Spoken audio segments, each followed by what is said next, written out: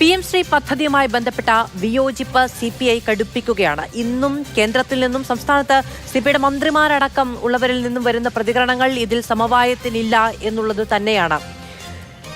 നിയമോപദേശം സർക്കാരിന് ലഭിച്ച നിയമോപദേശത്തിലെ വിവരങ്ങൾ കൂടി പുറത്തു വരുമ്പോൾ നയപരമായ തീരുമാനം കൈക്കൊണ്ടതിന് ശേഷം മാത്രമേ PM ശ്രീയുടെ ഭാഗമാകാൻ പാടുള്ളൂ എന്നും അങ്ങനെ PM ശ്രീയുടെ ഭാഗമായിട്ടുണ്ടെങ്കിൽ NEP പൂർണ്ണാർത്ഥത്തിൽ നടപ്പിലാക്കേണ്ടി വരും എന്നുള്ള മുന്നറിയിപ്പും വ്യക്തമാക്കുന്ന നിയമോപദേശം കൂടി പുറത്തു വരുമ്പോൾ മാത്രമല്ല ഇന്നിപ്പോൾ CPIയുടെ ദേശീയ നേതാക്കൾ ഉന്നയിക്കുന്ന ഏറ്റവും വലിയ വിമർശനം എന്ന് പറയുന്നത് മന്ത്രിസഭ തീരുമാനമെടുക്കാൻ നീക്കിവെച്ച ഒരു കാര്യത്തിൽ ഉദ്യോഗസ്ഥർ മാത്രമായി തീരുമാനമെടുക്കുകയും നടപ്പിലാക്കുകയും ചെയ്യുന്നത് ഭരണഘടനാ ലംഘനമാണ് എന്നുള്ള നിയമപ്രശ്നം കൂടി ചൂണ്ടിക്കാണിക്കുകയും ചെയ്യുമ്പോൾ എങ്ങനെ പരിഹരിക്കും ഇത് എന്നുള്ളതാണ്. നാളെയാണ് CPIയുടെ എക്സിക്യൂട്ടീവ് യോഗം ചേരുന്നത്. അതിനുശേഷം തീരുമാനം എന്നുള്ളതാണ്. പ്രക്ഷുബ്ധമായ എല്ലാ വിയോജിപ്പും തുറന്നു പറഞ്ഞുള്ള ഒരു വാർത്താ സമ്മേളനത്തിന് ശേഷം CPIയുടെ സംസ്ഥാന സെക്രട്ടറി ബിനോയ് വിശ്വം അടക്കം വ്യക്തമാക്കിയത്. എന്ത് ചെയ്യും CPI? സൂപ്പർ പ്രൈം ടൈമിലേക്ക് ഒരിക്കൽ കൂടി സ്വാഗതം. നമ്മളോടൊപ്പം അതിഥികൾ ഇടത് സഹയാത്രികൻ ശ്രീ M ജയചന്ദ്രൻ, BJPയിൽ നിന്ന് ശ്രീ ഷാജി രാഘവൻ, രാഷ്ട്രീയ നിരീക്ഷകൻ ശ്രീ ജോസഫ് സി മാത്യു, അഭിഭാഷകനും രാഷ്ട്രീയ നിരീക്ഷകനുമായ ശ്രീ പ്രമോദ് പുഴങ്കര എന്നിവരാണ് നമ്മളോടൊപ്പം തത്സമയം ചർച്ചയിൽ ചേരുന്നത്. ഈ ചർച്ചയിൽ CPMന്റെ ഔദ്യോഗിക പാനലിസ്റ്റ് ഇല്ല. ഈ വിഷയത്തിൽ ഒരു ചർച്ചയ്ക്കില്ല എന്നുള്ളതാണ് അവരുടെ നിലപാട്. ശ്രീ ജോസഫ് സി മാത്യു അങ്ങേക്ക് കേൾക്കാമോ? കേൾക്കാം. ശ്രീ ജോസഫ് സി മാത്യു, CPI സമവായത്തിനില്ല എന്നുള്ളത് വ്യക്തമാക്കുക മാത്രമല്ല ഇന്നിപ്പോൾ കൂടുതൽ ഗൗരവകരമായ കാര്യങ്ങൾ കൂടി അവരുടെ നേതാക്കൾ ചൂണ്ടിക്കാണിക്കുകയാണ്. P പ്രസാദിന്റെ ഭാഗത്തു നിന്ന് വരുന്ന പ്രതികരണം എന്ന് പറയുന്നത് ഇതിലൊപ്പ് വെച്ചിട്ടുണ്ട് എങ്കിൽ പൂർണ്ണാർത്ഥത്തിൽ സംഘപരിവാർ അജണ്ടകളെ ക്ഷണിക്കേണ്ടി വരുന്ന സാഹചര്യം ഉണ്ടാകും എന്നുള്ളത് തന്നെയാണ് വ്യക്തമാക്കുന്നത്. സംഘപരിവാർ അജണ്ട പടർന്നു കയറുന്നു, ഒപ്പുവെച്ചാൽ നയങ്ങളും പരിപാടികളും അതേപടി നടപ്പിലാക്കേണ്ടി വരും എന്നുള്ളതാണ് വിമർശനം.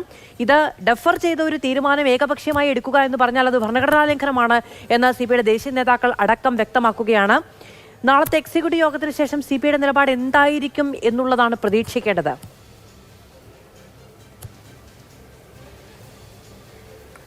മധു, ഇതിൽ CPI സമവായത്തിന് ഉണ്ടോ എന്നൊക്കെയുള്ള തർക്കത്തിന് യാതൊരു സ്ഥാനവുമില്ല. കാരണം സമവായത്തിൻ്റെ എല്ലാ സാധ്യതകളും അടച്ചു കളഞ്ഞിട്ടാണ് ഈ കരാറിൽ ഈ MOUയിൽ ഒപ്പുവെക്കുന്നത്. സമവായത്തിന് ശ്രമിക്കേണ്ടിയിരുന്നത് അതിനു മുമ്പ് സംസാരിച്ചപ്പോഴാണ്. നമ്മൾ മനസ്സിലാക്കുന്നത് എന്താണ്, അതിനു മുമ്പിലത്തെ ക്യാബിനറ്റ് യോഗത്തിൽ അങ്ങോട്ട് ചോദിക്കുമ്പോൾ പോലും മൗനമായിരുന്നിട്ട് ഒപ്പുവെക്കുക എന്ന് പറഞ്ഞാൽ നമ്മൾ ടേക്കൺ ഫോർ ഗ്രാൻഡഡ് എന്ന് പറയുന്നത് പോലെ നീയൊക്കെ അതിനുശേഷം എന്ത് വേണേലും പറഞ്ഞോ, എന്ത് CPI എന്നുള്ളതേ ഒരു നയം തന്നെയാണ് അവരോട് സ്വീകരിച്ചത്. പിന്നീട് സമവായത്തെക്കുറിച്ച് സംസാരിച്ചിട്ട് കാര്യമില്ല. കീഴടങ്ങുമോ ഇല്ലയോ എന്നുള്ളത് മാത്രമാണ് ഇനി ചർച്ച ചെയ്യാനുള്ളതെന്നാണ് എനിക്ക് തോന്നുന്നത്. അല്ലെങ്കിൽ ചെയ്യേണ്ടത് ഈ പദ്ധതിയിൽ നിന്ന് പിന്മാറുന്നു എന്നുള്ള വിവരം രേഖാമൂലം കേന്ദ്ര സർക്കാരിനെ അറിയിക്കുക എന്നുള്ളതാണ് ചെയ്യേണ്ട കാര്യം. നമ്മൾ ഈ പദ്ധതിയുടെ കാര്യത്തിൽ PM ശ്രീ എന്ന് പറയുന്നത് എന്താണെന്ന്, PM ശ്രീ എന്ന് പറയുന്നത് ഒരു സ്കൂളുകളാണ്. ആ സ്കൂളുകൾ നാഷണൽ എഡ്യൂക്കേഷൻ പ്ലാൻ 2020 നടപ്പിലാക്കുന്ന അതിൻ്റെ വിജയ മാതൃകകളെ ഷോക്കേസ് ചെയ്യുന്ന പരിപാടിയാണ് PM ശ്രീ എന്ന് പറയുന്നത്. അപ്പോൾ അത് രാജ്യത്ത് കണ്ട് 14,000-ഓളം സ്കൂളുകൾ തിരഞ്ഞെടുക്കപ്പെട്ടു. അതിൻ്റെ വലിപ്പം അനുസരിച്ച് ഒരു ബ്ലോക്കിൽ 2 എണ്ണം എന്നുള്ള കണക്കനുസരിച്ച് കേരളത്തിന് 300 ചില്ലുവാനും സ്കൂളുകൾ വരും. അതിന് കിട്ടുന്ന തുക അനുസരിച്ച് അതിൻ്റെ അടിസ്ഥാന സൗകര്യങ്ങളും ഒക്കെ വികസിക്കപ്പെടും. പക്ഷേ 6 പില്ലറുകൾ എന്ന് പറയുന്നതിൽ കരിക്കുലവും പെഡഗോഗിയും എല്ലാം ഉൾപ്പെടെ പുത്തൻ വിദ്യാഭ്യാസ നയത്തിൻ്റെ വിജയത്തെ രാജ്യത്തിൻ്റെ മുന്നിൽ ഷോക്കേസ് ചെയ്യാൻ, ഇത് ഷോക്കേസ് എന്നുള്ള പദം തന്നെയാണ് അവർ ഉപയോഗിച്ചിരിക്കുന്നത്, ഷോക്കേസ് ചെയ്യാനുള്ള തിരഞ്ഞെടുക്കപ്പെട്ട സ്കൂളുകളെയാണ് PM ശ്രീ എന്ന് വിളിക്കുന്നത്. അപ്പോൾ ഈ രാജ്യത്തിന് ഷോക്കേസ് ചെയ്യാവുന്ന തരത്തിൽ ഞങ്ങളുടെ സ്കൂളുകളും ഞങ്ങൾ വിട്ടു നൽകാൻ തയ്യാറാണ് എന്ന് സംസ്ഥാന സർക്കാർ പറയുകയാണ് ഇപ്പോൾ ചെയ്തിരിക്കുന്നത്. അതിനുശേഷം പുത്തൻ സാമ്പത്തിക നയം പുതിയ വിദ്യാഭ്യാസ നയം നടപ്പിലാക്കുമോ ഇല്ലയോ എന്നൊന്നുള്ള ചർച്ചയ്ക്ക് യാതൊരു അടിസ്ഥാനവുമില്ല. അതിനുവേണ്ടി നമ്മൾ നേരത്തെ സ്റ്റേഡിയം വിട്ടുകൊടുക്കുന്നു എന്ന് പറഞ്ഞതുപോലെ സ്കൂളുകളെ വിട്ടുകൊടുക്കുകയാണ്. ആ സ്കൂളുകളെ വിട്ടുകൊടുക്കുക എന്ന് പറഞ്ഞാൽ നമ്മുടെ കുട്ടികളെ അത് പഠിപ്പിക്കുന്നതിന് നമ്മൾ അനുവാദം കൊടുത്തു കഴിഞ്ഞു എന്നുള്ളതാണ്. പിന്നീട് ഈ വലിയ വർത്തമാനമൊന്നും പറയുന്നതിൽ യാതൊരു കാര്യവുമില്ല. അപ്പോൾ ഇത്ര നാളും ചെയ്തുകൊണ്ടിരുന്നത് ഞങ്ങൾ ഇതിനു മുമ്പേ തന്നെ ചെയ്തു കഴിഞ്ഞിരുന്നല്ലോ, നിങ്ങൾ അറിഞ്ഞില്ലെന്നല്ലേ ഉള്ളൂ എന്നുള്ളതാണ് ഈ ചോദിക്കുന്നത്. അതായത് രഹസ്യത്തിൽ നേരത്തെ തന്നെ ഞങ്ങൾ അനുമതി അവർക്ക് കൊടുത്തു കഴിഞ്ഞിരുന്നു ഞങ്ങൾ വേദിയിൽ എന്നിട്ടും ഇങ്ങനെ പറഞ്ഞുകൊണ്ടിരുന്നതേ ഉള്ളൂ, നിങ്ങളിതൊന്നും അറിഞ്ഞില്ലേ, ഇപ്പോഴേ അറിഞ്ഞുള്ളൂ എന്നൊക്കെ ഉള്ളൊരു ചോദ്യം കൊണ്ട് ഇതിനെ മറയ്ക്കാനാണ് ശ്രമിച്ചുകൊണ്ടിരിക്കുന്നത്. അതുകൊണ്ട് ഒന്നാമത്തെ കാര്യം, ഇതുവരെ പറഞ്ഞ വിദ്യാഭ്യാസ നയത്തോടുള്ള എല്ലാ എതിർപ്പും മാറ്റിവെച്ചുകൊണ്ട് വിദ്യാഭ്യാസ നയത്തിൻ്റെ വിജയം ഷോക്കേസ് ചെയ്യാൻ വേണ്ടി 300 ചില്ലുവാനും സ്കൂളുകളെ നമ്മൾ കേന്ദ്ര സർക്കാരിന് വിട്ടുകൊടുത്തിരിക്കുന്നു എന്നുള്ളതാണ് ഒന്നാമത്തെ കാര്യം. രണ്ടാമത് നമ്മൾ പറയുന്ന ഫെഡറലിസത്തെ സംബന്ധിച്ചുള്ള കാര്യം, കേന്ദ്ര സർക്കാർ മറ്റൊരു പദ്ധതിയുടെ പണം ഈ പദ്ധതി നടപ്പിലാക്കിയാലേ തരൂ എന്ന് പറയുന്നത് സത്യത്തിൽ അനാവശ്യമാണ്. അവർക്കതിനുള്ള അവകാശമില്ല എന്ന് മാത്രമല്ല, ആ ധിക്കാരത്തിനെതിരെ നമ്മൾ നിയമപരമായിട്ടും രാഷ്ട്രീയമായിട്ടും അതിനെതിരെ പോരാടുകയാണ് നമ്മൾ ചെയ്യേണ്ടത്. നമുക്ക് എതിർപ്പില്ലാതെ എല്ലാ കാലത്തും സുഗമമായി അതിൻ്റെ അന്തസ്സത്തേക്കനുസരിച്ച് ഇവരെല്ലാം പെരുമാറുമെന്ന് നമ്മൾ അന്താരാഷ്ട്ര ശക്തികളെക്കുറിച്ചോ രാഷ്ട്രത്തിൽ തന്നെയുള്ള ഇതര ശക്തികളെക്കുറിച്ചോ ഒന്നും നമ്മൾ മനസ്സിലാക്കുന്നില്ല. നമ്മളതിനു വേണ്ടി ചിലപ്പോൾ പോരാടേണ്ടി വരും. അങ്ങനെ ഒരു പോരാട്ടത്തിന് വേണ്ടി അണിനിരക്കൂ എന്നാണ് നമ്മളോട് പറഞ്ഞുകൊണ്ടിരുന്നത്. പക്ഷേ ഈ ഫെഡറലിസത്തിന് ആണിയടിച്ചത് എവിടെയാണെന്ന് പറഞ്ഞാൽ, ഈ സംസ്ഥാന സർക്കാർ പൂർണ്ണമായി അതിൻ്റെ മുന്നിൽ കീഴടങ്ങുമ്പോഴാണ്. കീഴടങ്ങുകയും കൂടെ ചെയ്യുമ്പോൾ യഥാർത്ഥത്തിൽ നമ്മളെ മുന്നിൽ നിന്ന് നയിക്കും, നമ്മൾ കൈവിടില്ല, നമ്മൾ ഈ വർഗീയതയുടെ മുന്നിൽ നമ്മൾ തല താഴ്ത്തി കൊടുക്കില്ല എന്ന് പറഞ്ഞ് നമ്മുടെ മുന്നിൽ നിന്ന നമ്മുടെ പ്രതിനിധികൾ നമ്മളെ ഒറ്റിക്കൊടുത്തു. അവർ നമ്മളെ അറിയിക്കാതെ രഹസ്യത്തിൽ അതിൻ്റെ മുന്നിൽ തലകുനിച്ചു എന്നുള്ളതാണ് ഇവിടെ സംഭവിച്ചത്. അപ്പോഴാണ് യഥാർത്ഥത്തിൽ ഫെഡറലിസം പൂർണ്ണമായി പരാജയപ്പെടുന്നത്. മൂന്നാമത്തെ കാര്യമാണ് മാധു ഇവിടെ ചൂണ്ടിക്കാണിച്ചതുപോലെ, ഫെഡറലിസത്തിൻ്റെ മാത്രമല്ല എല്ലാ ജനാധിപത്യ തത്വങ്ങളെയും നമ്മുടെ ഭരണഘടനയുടെ വിഭാവനം ചെയ്തിരിക്കുന്ന സമ്പ്രദായത്തെയും അട്ടിമറിക്കുന്ന രീതിയിലാണ് ഇത് പോയി ഒപ്പുവെച്ചിരിക്കുന്നത്. ഇവർക്കിത് തന്നെ ചർച്ച ചെയ്തിട്ട് LDF ഒന്നിച്ച് പറയുകയാണ്, ഞങ്ങൾ ഇപ്പോഴത്തെ സാഹചര്യത്തിൽ ഒപ്പിടാൻ തീരുമാനിച്ചു എന്ന് പറഞ്ഞാലും ആദ്യത്തെ 2 കാര്യങ്ങളും നമ്മൾ പറയും, പക്ഷേ മൂന്നാമത്തെ കാര്യം നമ്മൾ പറയില്ല. ഇവിടെ ഒരു ക്യാബിനറ്റ് ഉണ്ട്. ക്യാബിനറ്റിൻ്റെ അജണ്ടയിൽ വന്ന വിഷയം പിന്നീട് ഒരാൾക്ക് തന്നെ തീരുമാനിക്കാൻ കഴിയില്ല. ഇതിന് നിരവധി ഉദാഹരണങ്ങൾ സംസ്ഥാന ചരിത്രത്തിൽ തന്നെ ഉണ്ട്. സമയക്കുറവുകൊണ്ട് ഞാൻ അതിലേക്ക് കൂടുതൽ പോകുന്നില്ല. അജണ്ടയിൽ ഉൾപ്പെടുത്തി കഴിഞ്ഞാൽ പിന്നെ ആ ഡിപ്പാർട്ട്മെന്റിന് ഏകപക്ഷീയമായി തീരുമാനിക്കാൻ കഴിയില്ല. ഇവിടെ സംഭവിച്ചത് എന്താണ്? ഈ വിഷയം ചർച്ച ചെയ്തിട്ട് ഇത് മാറ്റിവെക്കാൻ തീരുമാനിച്ചു. അപ്പൊ ക്യാബിനറ്റ് പരിഗണിച്ചെടുത്ത ഒരു തീരുമാനത്തെ മറികടന്നുകൊണ്ട് ഒരു ഡിപ്പാർട്ട്മെന്റ് പോയി ഒപ്പിടുക എന്ന് പറഞ്ഞാൽ ആ ക്യാബിനറ്റിനെ നിഷ്പ്രഭമാക്കുക എന്നാണ്. അതിനൊരു അധികാരം മുഖ്യമന്ത്രിക്ക് പോലും ഇല്ല. മുഖ്യമന്ത്രിയുടെ മുകളിലാണ്. മുഖ്യമന്ത്രിക്ക് ഇഷ്ടമുള്ള മന്ത്രിമാരാണ് ക്യാബിനറ്റിൽ വരുന്നത്. പക്ഷെ ക്യാബിനറ്റായിട്ട് വന്ന് അവർക്ക് വകുപ്പ് വിഭജിച്ച് കൊടുത്തു കഴിഞ്ഞാൽ ക്യാബിനറ്റാണ് സുപ്രീം. അങ്ങനെ ക്യാബിനറ്റിന്റെ തീരുമാനത്തെ മറികടന്നുകൊണ്ട് ഇതുപോലെ ഒരു വകുപ്പ് സെക്രട്ടറിയെ വിട്ടിട്ട് ഒപ്പിടിയിക്കുക എന്ന് പറഞ്ഞാൽ ജനാധിപത്യത്തെ അട്ടിമറിക്കുക എന്നാണ്. ഇത് ഇന്നും ഇന്നലെയും തുടങ്ങിയതല്ല. ഇത് കേരളത്തിൽ പിണറായി വിജയൻ ശക്തി ആർജിച്ചു തുടങ്ങുന്ന സമയം മുതൽ തുടങ്ങിയതാണ്. VS അച്യുതാനന്ദൻ മുഖ്യമന്ത്രിയായിരുന്നപ്പോൾ ADB വായ്പ മുഖ്യമന്ത്രി അറിയാതെ തദ്ദേശ ഭരണ വകുപ്പിന്റെ സെക്രട്ടറി പോയി ഡൽഹിയിൽ പോയി ഒപ്പിട്ടതാണ്. നമ്മൾ പരിശോധിച്ചാൽ മതി. നമ്മളതൊക്കെ അന്ന് ചർച്ച ചെയ്തതാണ്. അന്ന് പാർട്ടി സെക്രട്ടറിയാണ് എല്ലാം. ഇന്ന് പാർട്ടി സെക്രട്ടറി അറിയുന്നില്ല, ഇന്ന് മുഖ്യമന്ത്രിയാണെല്ലാം.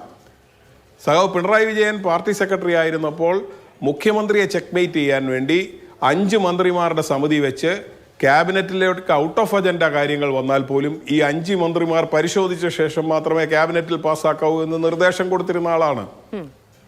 പാർട്ടി അറിയാതെ ഒന്നും ചെയ്യാൻ പാടില്ല, മുഖ്യമന്ത്രി ചെയ്യാൻ പാടില്ല എന്ന് ഷടിച്ചിരുന്ന അദ്ദേഹം മുഖ്യമന്ത്രി ആയപ്പോൾ അദ്ദേഹത്തിന് പാർട്ടി അറിയണ്ട, സംസ്ഥാന സെക്രട്ടേറിയറ്റ് അറിയണ്ട, ഇതിന്റെ മന്ത്രിമാർ അറിയണ്ട, ജനറൽ സെക്രട്ടറി അറിയണ്ട. അദ്ദേഹത്തിന് ഇഷ്ടമുള്ളതുപോലെ അദ്ദേഹത്തിന് പ്രവർത്തിക്കാം. സോളാർ സമരം പിൻവലിച്ചതും അങ്ങനെയാണ്, നമുക്കറിയാം. അത് എവിടെയാണ് തീരുമാനമെടുക്കുന്നതെന്ന് നമുക്കറിയില്ല. അതുപോട്ടെ സർക്കാർ കാര്യമല്ല, അത് പാർട്ടി കാര്യമാണെന്ന് വേണമെങ്കിൽ പറയാം. പക്ഷേ ഇവിടെ നടന്നുകൊണ്ടിരിക്കുന്നത് ഈ കാര്യമാണ്. ഇതിൽ ഏറ്റവും നിർഭാഗ്യകരമായ അവസ്ഥ, നമ്മൾ പറയുന്ന നിലപാടുകളുടെ അടിസ്ഥാനത്തിൽ ഇടതുപക്ഷമായി കേരളത്തിൻ്റെ മുന്നിൽ ഇടതുപക്ഷ നിലപാടുകൾക്ക് വേണ്ടി അങ്ങേയറ്റം പൊരുതും എന്ന് അവകാശപ്പെടുന്ന ഈ പാർട്ടിയുടെ പല വക്താക്കളും, എല്ലാവരെയും ഞാൻ പറയുന്നില്ല, കാര്യം പലരും മൗനമായിരിക്കുകയാണ്. പക്ഷേ നമ്മുടെ മുന്നിൽ പ്രത്യക്ഷപ്പെടുന്ന പലരും എന്താണ് ചെയ്യുന്നത്? അവർ PM ശ്രീക്കെതിരെ പ്രസംഗിച്ചു കൊണ്ടിരിക്കുമ്പോഴാണ് അവർ മനസ്സിലാക്കുന്നത് കഴിഞ്ഞ ആഴ്ച ഒപ്പുവെച്ചിരുന്നു. അപ്പോൾ മുതൽ നേരെ തിരിഞ്ഞ് അതിനെതിരെ സംസാരിക്കുകയാണ്. നമ്മൾ ഈ ഉളുപ്പെന്നൊക്കെ പറഞ്ഞാൽ ഉളുപ്പിന് ഉളുപ്പ് തോന്നും. ഒരു തരത്തിലും ഒരു ന്യായീകരണവും ഇല്ലാതെ ഇവര് വെറും ഡബ്ബിങ് നടത്തുകയാണ്. ഓക്കെ, SFIയുടെ നേതാക്കളുടെയൊക്കെ ഇപ്പോഴത്തെ പ്രതികരണം കാണുമ്പോഴാണ് നമുക്ക് ആ കലാരൂപം വളരെ അതിന്റെ ഏറ്റവും അന്തസ്സോടുകൂടി കാണാൻ കഴിയുന്നത്. കാരണം PM ശ്രീ പദ്ധതിയിലൂടെ അല്ലാതെ സംസ്ഥാനത്തിന്റെ ഫണ്ട് പിടിച്ചു വെക്കാനാണ് തീരുമാനമെങ്കിൽ കേന്ദ്രമന്ത്രിമാർ നാട്ടിലിറങ്ങി നടക്കില്ല എന്ന് പറഞ്ഞ SFIയുടെ ഒരു സംസ്ഥാന സെക്രട്ടറി ഇവിടെയുണ്ട്. അദ്ദേഹം ഇപ്പോൾ കേന്ദ്രമന്ത്രിമാരെ കാണുമ്പോൾ എന്താണ് നിലപാട് സ്വീകരിക്കുക എന്നുള്ളത് നമുക്കറിയില്ല. അതവിടെ നിൽക്കട്ടെ, SFI അതിലെന്താണ് എടുക്കുക എന്നുള്ളത് നമുക്ക് നോക്കാം. ശരി, ശ്രീ പ്രമോദ് പുഴങ്കര, ഇതിൽ ഇപ്പോൾ ഈ നിയമവകുപ്പ് നിയമ ഉപദേശത്തിൽ നൽകിയ ഒരു സെന്റൻസ് ഞാൻ വായിക്കാം. അതായത് ഈ ധാരണാപത്രത്തിന്റെ ഒന്നാമത്തെ വ്യവസ്ഥ സംസ്ഥാനമൊട്ടാകെ ദേശീയ വിദ്യാഭ്യാസ നയം പൂർണ്ണമായും നടപ്പിലാക്കണം എന്നാണ്. അതുകൊണ്ട് തന്നെ ഈ കാര്യത്തിൽ നയപരമായ തീരുമാനം എടുക്കണം എന്ന് നിർദ്ദേശിക്കുകയാണ് ഈ നിയമോപദേശത്തിലൂടെ നടക്കുന്നത്. അപ്പോൾ ഒന്നാമത്തെ വ്യവസ്ഥ ഈ PM ശ്രീയുടെ ഒപ്പുവെച്ച ധാരണാപത്രത്തിലെ ഒന്നാമത്തെ വ്യവസ്ഥ NEP പൂർണ്ണമായും, അങ്ങനെയല്ല ഈ കഴിഞ്ഞ ദിവസങ്ങളിലൊന്നും ഇവരെല്ലാവരും പറഞ്ഞിരുന്നത്, നമ്മുടെ വഴിക്ക് മാത്രമേ നടപ്പിലാക്കുകയുള്ളൂ എന്നാണ് പറഞ്ഞത്. NEP പൂർണ്ണമായും നടപ്പിലാക്കും എന്നുള്ളതാണ് ഒന്നാമത്തെ വ്യവസ്ഥ എന്ന് നിയമോപദേശത്തിന്റെ രേഖ പുറത്തു വന്നതിലൂടെ നമ്മുടെ മുന്നിൽ അനാവരണം ചെയ്യപ്പെടുകയാണ്, വ്യക്തമാക്കപ്പെടുകയാണ്.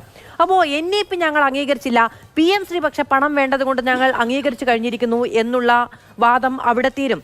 പിന്നെ വിദ്യാഭ്യാസ മന്ത്രി തന്നെ പറഞ്ഞു, ഞാൻ നിലപാട് മാറ്റി എന്നുള്ളത് ഒന്നാമത്തെ കാര്യം അദ്ദേഹം പറഞ്ഞു. രണ്ടാമത്തെ കാര്യം NEPയെ ലോകാവസാനം വരെ എതിർക്കാൻ കഴിയില്ല എന്നും പറഞ്ഞിരിക്കുന്നു. അപ്പോൾ NEPയും പിന്നാലെ വരും എന്നുള്ള ഒരു സൂചനയും അദ്ദേഹം നൽകിയിരിക്കുന്നതിനാൽ കുഴപ്പമില്ല എന്നുള്ളതാണ്. പക്ഷേ ഈ നിയമോപദേശത്തിൽ വ്യക്തമാക്കുന്ന ഒന്ന്, അവർക്ക് പ്രശ്നമില്ലെങ്കിൽ നമുക്ക് പ്രശ്നമില്ല എന്ന് ഈ പറഞ്ഞ കാര്യങ്ങളിൽ നമുക്ക് പറയാം. പക്ഷേ നിയമോപദേശത്തിൽ വ്യക്തമാക്കുന്ന രണ്ട് കാര്യങ്ങൾ കൂടിയുണ്ട്. ഒന്ന്, നയപരമായ തീരുമാനം ആരാണ് എടുക്കേണ്ടത്? LDF ആണ് എടുക്കേണ്ടത്. ഭരണപരമായ തീരുമാനം ആരാണ് എടുക്കേണ്ടത്? ക്യാബിനറ്റ് ആണ് എടുക്കേണ്ടത്.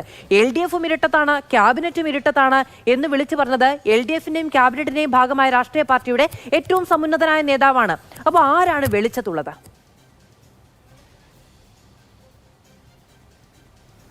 വാസ്തവത്തിൽ ഈ പ്രശ്നം ഈ PM ശ്രീയിൽ ഒപ്പിടുകയും NEPയെ അംഗീകരിക്കുകയും നാഷണൽ എഡ്യൂക്കേഷൻ പോളിസി 2020 കേരളത്തിൽ നടപ്പാക്കുന്നതിനുള്ള ഒരു പരിപാടിയുടെ ആദ്യപടി എന്നുള്ള നിലയിലാണ് ഈ PM ശ്രീയിൽ ഒപ്പിട്ട് കേന്ദ്ര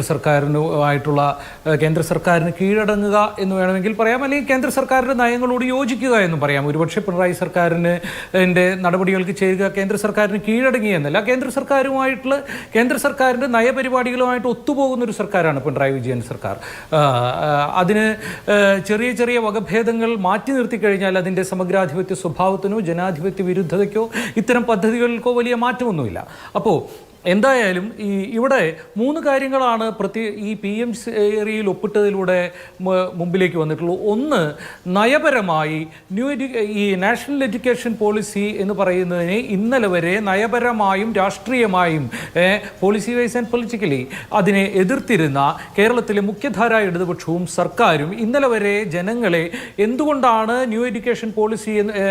നാഷണൽ എഡ്യൂക്കേഷൻ പോളിസി എന്ന് പറയുന്നത് ഹിന്ദുത്വയുടെ ഒരു സ്മോക്ക് സ്ക്രീൻ, ഒരു പുകമറയ മാത്രമാണ് ഈ പോളിസി എന്നും വാസ്തവത്തിൽ അതിലൂടെ ഹിന്ദുത്വ ഐഡിയോളജിയുടെ ഒരു വിദ്യാഭ്യാസ സ്ഥാപനങ്ങളിലൂടെ ഹിന്ദുത്വ ഐഡിയോളജി സ്ഥാപിക്കുന്നതിനുള്ള പടർത്തുന്നതിനുള്ള ഒരു പരിപാടിയാണ് നടത്തുന്നതെന്നുള്ള CPIMന്റെ വാദം, ഇടതുപക്ഷ കക്ഷികളുടെ വാദത്തെ മുഴുവൻ അവർ ഇന്നലെ വരെ പറഞ്ഞ് തള്ളിക്കളയുകയാണ്. ഈ വാചകം പോലും ഉപയോഗിച്ചത്, ഈ സ്മോക്ക് സ്ക്രീൻ ഹിന്ദുത്വയുടെ സ്മോക്ക് സ്ക്രീനാണ് ഇത് എന്നുള്ള വാചകം പോലും ഉപയോഗിച്ചത് അവരുടെ സമുന്നത നേതാക്കളിൽ ഒരാളായ നീലോത്പൽ ബസു പീപ്പിൾസ് ഡെമോക്രസിയിൽ എഴുതിയ ഒരു ലേഖനത്തിലാണ്. മുൻ വിദ്യാഭ്യാസ മന്ത്രി രവീന്ദ്രനാഥ് സുദീർഘമായൊരു ലേഖനമാണ് CPIMന്റെ സൈദ്ധാന്തിക മുഖപത്രമായ പീപ്പിൾസ് ഡെമോക്രസിയിൽ എന്തുകൊണ്ട് ഇത് പരാജയപ്പെടുത്തണം ന്യൂ എഡ്യൂക്കേഷൻ പോളിസി എന്ന് എഴുതിയത്. എന്നിട്ടിപ്പോൾ അവരുടെ മറ്റൊരു നേതാവും വിദ്യാഭ്യാസ മന്ത്രിയുമായിട്ടുള്ള V ശിവൻകുട്ടി ഇവിടെ നേരത്തെ പറഞ്ഞ പോലെ ലജ്ജാശൂന്യനും ലജ്ജാഹീനനുമായി നമ്മുടെ മുമ്പിലിരുന്ന് പറയുന്നത് ഞാൻ അഭിപ്രായം മാറ്റി, അതിന് നിങ്ങൾക്ക് എന്താ പ്രശ്നം എന്നാണ്. ലജ്ജയില്ലാത്ത മനുഷ്യരെ, ലജ്ജയില്ലാത്ത അവസരവാദികളായിട്ടുള്ള CPIMന്റെ നേതൃത്വമേ, നിങ്ങൾ പറയേണ്ടത്, നിങ്ങളിൽ ഇപ്പോൾ എനിക്കോ ഇവിടെ വന്നിരിക്കുന്ന ചില പാനലിസ്റ്റുകൾക്കോ അല്ലെങ്കിൽ നാട്ടിലെ മറ്റു പലർക്കുമോ ഇടതുപക്ഷ രാഷ്ട്രീയം കൊണ്ടു നടക്കുന്ന, ഇടതുപക്ഷ രാഷ്ട്രീയത്തെ ഒരു പൊളിറ്റിക്കൽ ടൂളായിട്ട് ഉപയോഗിക്കുന്നവർക്കോ CPIMന്റെ ഇടതുപക്ഷ രാഷ്ട്രീയ ആഭിമുഖ്യത്തെക്കുറിച്ച് വലിയ മോഹന സങ്കല്പങ്ങളൊന്നുമില്ല. അതിൽ തെറ്റിദ്ധാരണയുമില്ല. പക്ഷേ അവർ ഒരു ഇടതുപക്ഷ രാഷ്ട്രീയമാണ് കൊണ്ടു നടക്കുന്നതെന്ന് കരുതുന്ന ഒരു വലിയ അളവോളം ശുദ്ധാത്മാക്കൾ ഇതിൻ്റെ പിന്നിലുണ്ട്. അങ്ങനെ അവരോടൊക്കെ ഇന്നലെ വരെ പറഞ്ഞിട്ട് ഇന്ന് അവരെ കൊണ്ട് വിഴുങ്ങിപ്പിക്കുന്നത് ഞങ്ങളിത് മാറ്റി എന്ന് പറയുന്നത് എന്തിനു മാറ്റി, എങ്ങനെ മാറ്റി, എന്താണ് അതിൻ്റെ അടിസ്ഥാനം എന്നുള്ളതിന് യാതൊരു രാഷ്ട്രീയ ഉത്തരവും നൽകാനില്ലാത്ത വിധത്തിൽ ഒരു സമൂഹത്തിൻ്റെ രാഷ്ട്രീയ ജനാധിപത്യ പ്രക്രിയയെ കൊഞ്ഞനം കുത്തുകയാണ് കേരളത്തിലെ സർക്കാരും കേരളത്തിലെ CPIM-ന്റെ നേതൃത്വവും. ഇതിൽ വലിയൊരു പ്രശ്നം എന്ന് പറയുന്നത് NEP നടപ്പാക്കില്ല. NEP നടപ്പാക്കാതെ ഞങ്ങൾ PM ശ്രീയിൽ ഒപ്പിടും, അങ്ങനെ ഞങ്ങൾ കേന്ദ്ര സർക്കാരിനെ പറ്റിച്ചു എന്നാണ് പറയുന്നത്. ഒന്ന് ആലോചിച്ചു നോക്കൂ, സർവ്വശിക്ഷാ അഭിയാന്റെ ഭാഗമായിട്ട് നിങ്ങൾക്ക് കിട്ടാനുള്ള 1400-നും 1500-നും ഇടയ്ക്കുള്ള ഏതാണ്ട് 1500 കോടിയോളം രൂപ സർവ്വശിക്ഷാ അഭിയാനിലെ കേന്ദ്രവിഹിതത്തിന്റെ ഭാഗമായിട്ട് സംസ്ഥാനത്തിന് കിട്ടാനുണ്ട്. അത് തടഞ്ഞു വെക്കുന്നതിന് വാസ്തവത്തിൽ ഇന്ത്യയുടെ ഫെഡറൽ ഫിസ്ക്കൽ പോളിസിയെ നിയന്ത്രിക്കുന്ന അതിന്റെ ഭരണഘടനാപരമായ തത്വങ്ങളുടെയും അതിന്റെ വ്യവസ്ഥകളുടെയും അടിസ്ഥാനത്തിൽ വെച്ച് നോക്കിക്കഴിഞ്ഞാൽ കേന്ദ്ര സർക്കാരിന് അധികാരമില്ല. ഒരു കേന്ദ്ര പദ്ധതി മറ്റൊരു പദ്ധതിയിലെ ഒപ്പുവെക്കുന്നതുമായി കൂട്ടിച്ചേർത്തുകൊണ്ട് ഈ പദ്ധതിക്ക് കൊടുക്കേണ്ട കേന്ദ്രവിഹിതം തടഞ്ഞു വെക്കുന്നത് കേന്ദ്ര സർക്കാർ സംസ്ഥാനങ്ങൾക്ക് കൊടുക്കാതിരിക്കുന്നത് കേന്ദ്ര സർക്കാർ ചെയ്യാൻ പാടില്ലാത്തതാണ്.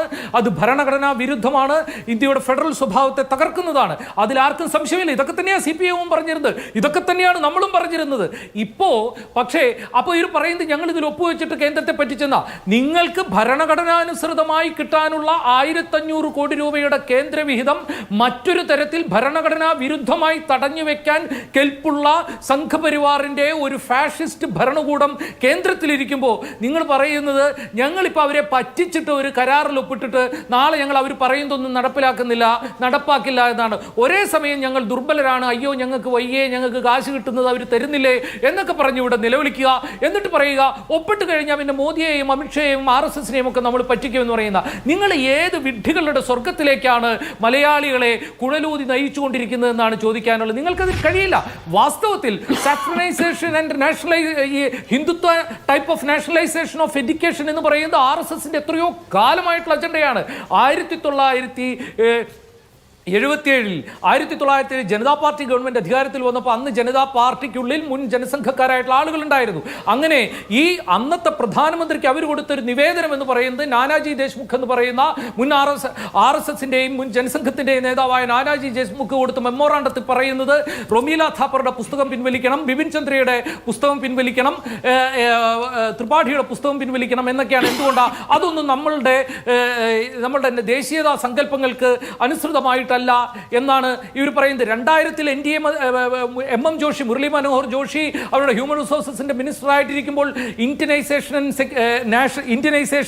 Nationalisation and spiritualisation of curriculum എന്ന് പറഞ്ഞിട്ടുള്ള ഒരു വലിയ പരിപാടി അവതരിപ്പിച്ചു, ഒരു രേഖ അവതരിപ്പിച്ചു. അത് തള്ളിക്കളഞ്ഞത് സംസ്ഥാനങ്ങൾ അതിനെ മതേതര പാർട്ടികളുടെ പ്രതിപക്ഷ കക്ഷികളടക്കം ഭരിക്കുന്ന സംസ്ഥാനങ്ങൾ അതിനെ ശക്തമായി എതിർത്തുകൊണ്ടാണ് തള്ളിക്കളഞ്ഞത്. ഇപ്പോൾ 2014 ശേഷം അവർക്ക് രാഷ്ട്രീയാധികാരം ഏതാണ്ട് വലിയ തോതിൽ കേന്ദ്രത്തിൽ സ്വന്തം നിലയ്ക്ക് അധികാരം കിട്ടിയപ്പോൾ അവരെന്താ ചെയ്തത്? ഗാന്ധിവധത്തിൽ RSSന്റെ പങ്കിനെ എടുത്തു കളയുന്നു, മുഗൾ ഭരണകാലത്തെ എടുത്തു കളയുന്നു. അതുപോലെ റഷ്യൻ വിപ്ലവത്തെക്കുറിച്ചുള്ള പാഠങ്ങൾ CBSEയുടെ ലോക ചരിത്രത്തിന്റെ പുസ്തകങ്ങളിൽ നിന്നും പഠിപ്പിക്കാതിരിക്കാനുള്ള കളത്തിലേക്ക് മാറ്റുന്നു. അങ്ങനെ വളരെ കൃത്യമായി കൊണ്ട് യൂണിവേഴ്സിറ്റികളായിട്ട് AK രാമാനുജന്റെ 300 രാമായണാസ് എന്ന് പറയുന്നതും പൗള റിച്ച്മാന്റെ രാമായണത്തെക്കുറിച്ചുള്ള ബഹുസ്വരതയെക്കുറിച്ചുള്ള പുസ്തകങ്ങളും ഒക്കെ യൂണിവേഴ്സിറ്റികളിൽ നിന്ന് മാറ്റുന്നു. അവർക്ക് ഇഷ്ടമില്ലാത്ത അധ്യാപകരെ പുറന്തള്ളുന്നു, വിദ്യാർത്ഥികളെ ജയിലിലടയ്ക്കുന്നു. ഇങ്ങനെ വിദ്യാഭ്യാസ മേഖലയിലെ നിരന്തരമായ സാഫ്രണൈസേഷനും അതിന്റെ ഹിന്ദുത്വവൽക്കരണവും അതിലുള്ള സംഘപരിവാറിന്റെ ഹിന്ദുത്വ പിടിമുറുക്കലും എന്ന് പറയുന്നത് RSSന്റെയും സംഘപരിവാറിന്റെ ഒരു അജണ്ടയാണ്.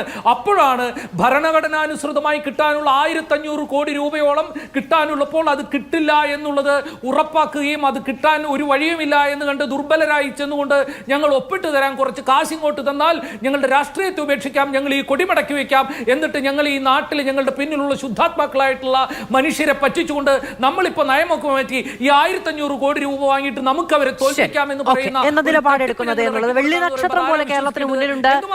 കൃത്യമായി വിദ്യാഭ്യാസ മന്ത്രി പറഞ്ഞത് ഞങ്ങൾ കോടതിയിൽ പോകും എന്ന് പറഞ്ഞത്, ആ കോടതിയിൽ പോകാൻ ഇറങ്ങി പുറപ്പെട്ട സംഘത്തെ പിന്നീട് തിരിച്ചു വിളിക്കാനുള്ള തീരുമാനമെടുക്കുന്നത് എങ്ങനെയാണ് എന്നതടക്കമുള്ള കാര്യങ്ങൾ ആണ് നിലവിൽ ഇരുട്ടിൽ നിൽക്കുന്നത്. ജനാധിപത്യമാണെങ്കിലും ജനങ്ങൾക്ക് എത്തി നോക്കാൻ കഴിയാത്ത ഇരുട്ടുമറയ്ക്കുള്ളിൽ നിൽക്കുന്നത് എന്നുള്ളതാണ് പ്രധാനം. ജയചന്ദ്രൻ, ഇപ്പോ ഭരണഘടനാ ലംഘനമാണ്, രാഷ്ട്രീയ അമിതാധികാര പ്രയോഗമാണ്, അത് ഏകകേന്ദ്രീകൃതമാണ് എന്ന വിമർശനം സഖ്യകക്ഷി തന്നെ ഉന്നയിക്കുകയാണ്. എങ്ങനെ ഇപ്പോൾ CPIക്ക് വേണമെങ്കിൽ കോടതിയിൽ പോകാം, CPI ഒരുപക്ഷെ കോടതിയിലേക്ക് പോകില്ലായിരിക്കും. പക്ഷേ ഏതു പൗരന് വേണമെങ്കിലും കോടതിയിലേക്ക് പോകാം സ്വാഭാവികമായും. അതായത് ക്യാബിനറ്റ് ഡെഫർ ചെയ്ത ഒരു തീരുമാനത്തെ ക്യാബിനറ്റിന്റെ അറിവോ സമ്മതമോ ഇല്ലാതെ ക്യാബിനറ്റ് തീരുമാനം എടുക്കാതിരിക്കെ അതിനെ അതിലംഘിച്ച് ഒരു നടപടിയിലേക്ക് തീരുമാനത്തിലേക്ക് ഏകപക്ഷീയമായി പോയി എന്നുള്ള കാര്യത്തെ ചോദ്യം ചെയ്യാൻ കോടതിയിലേക്ക് പോകാൻ ഏതു പൗരനും അവകാശമുണ്ട് എന്ന കാര്യം കൂടി വ്യക്തമാക്കപ്പെടുകയാണ്. ആ നിലയ്ക്ക് ഭരണഘടനാ ലംഘനം നടത്തിയെന്ന ആരോപണം CPI ഉന്നയിക്കുമ്പോൾ അതിനെ എങ്ങനെ എന്തു രാഷ്ട്രീയ മറുപടി പറഞ്ഞ് ന്യായീകരിക്കും? ഞാൻ പറയുന്നത് കേൾക്കാമോ? കേൾക്കാം എനിക്ക്.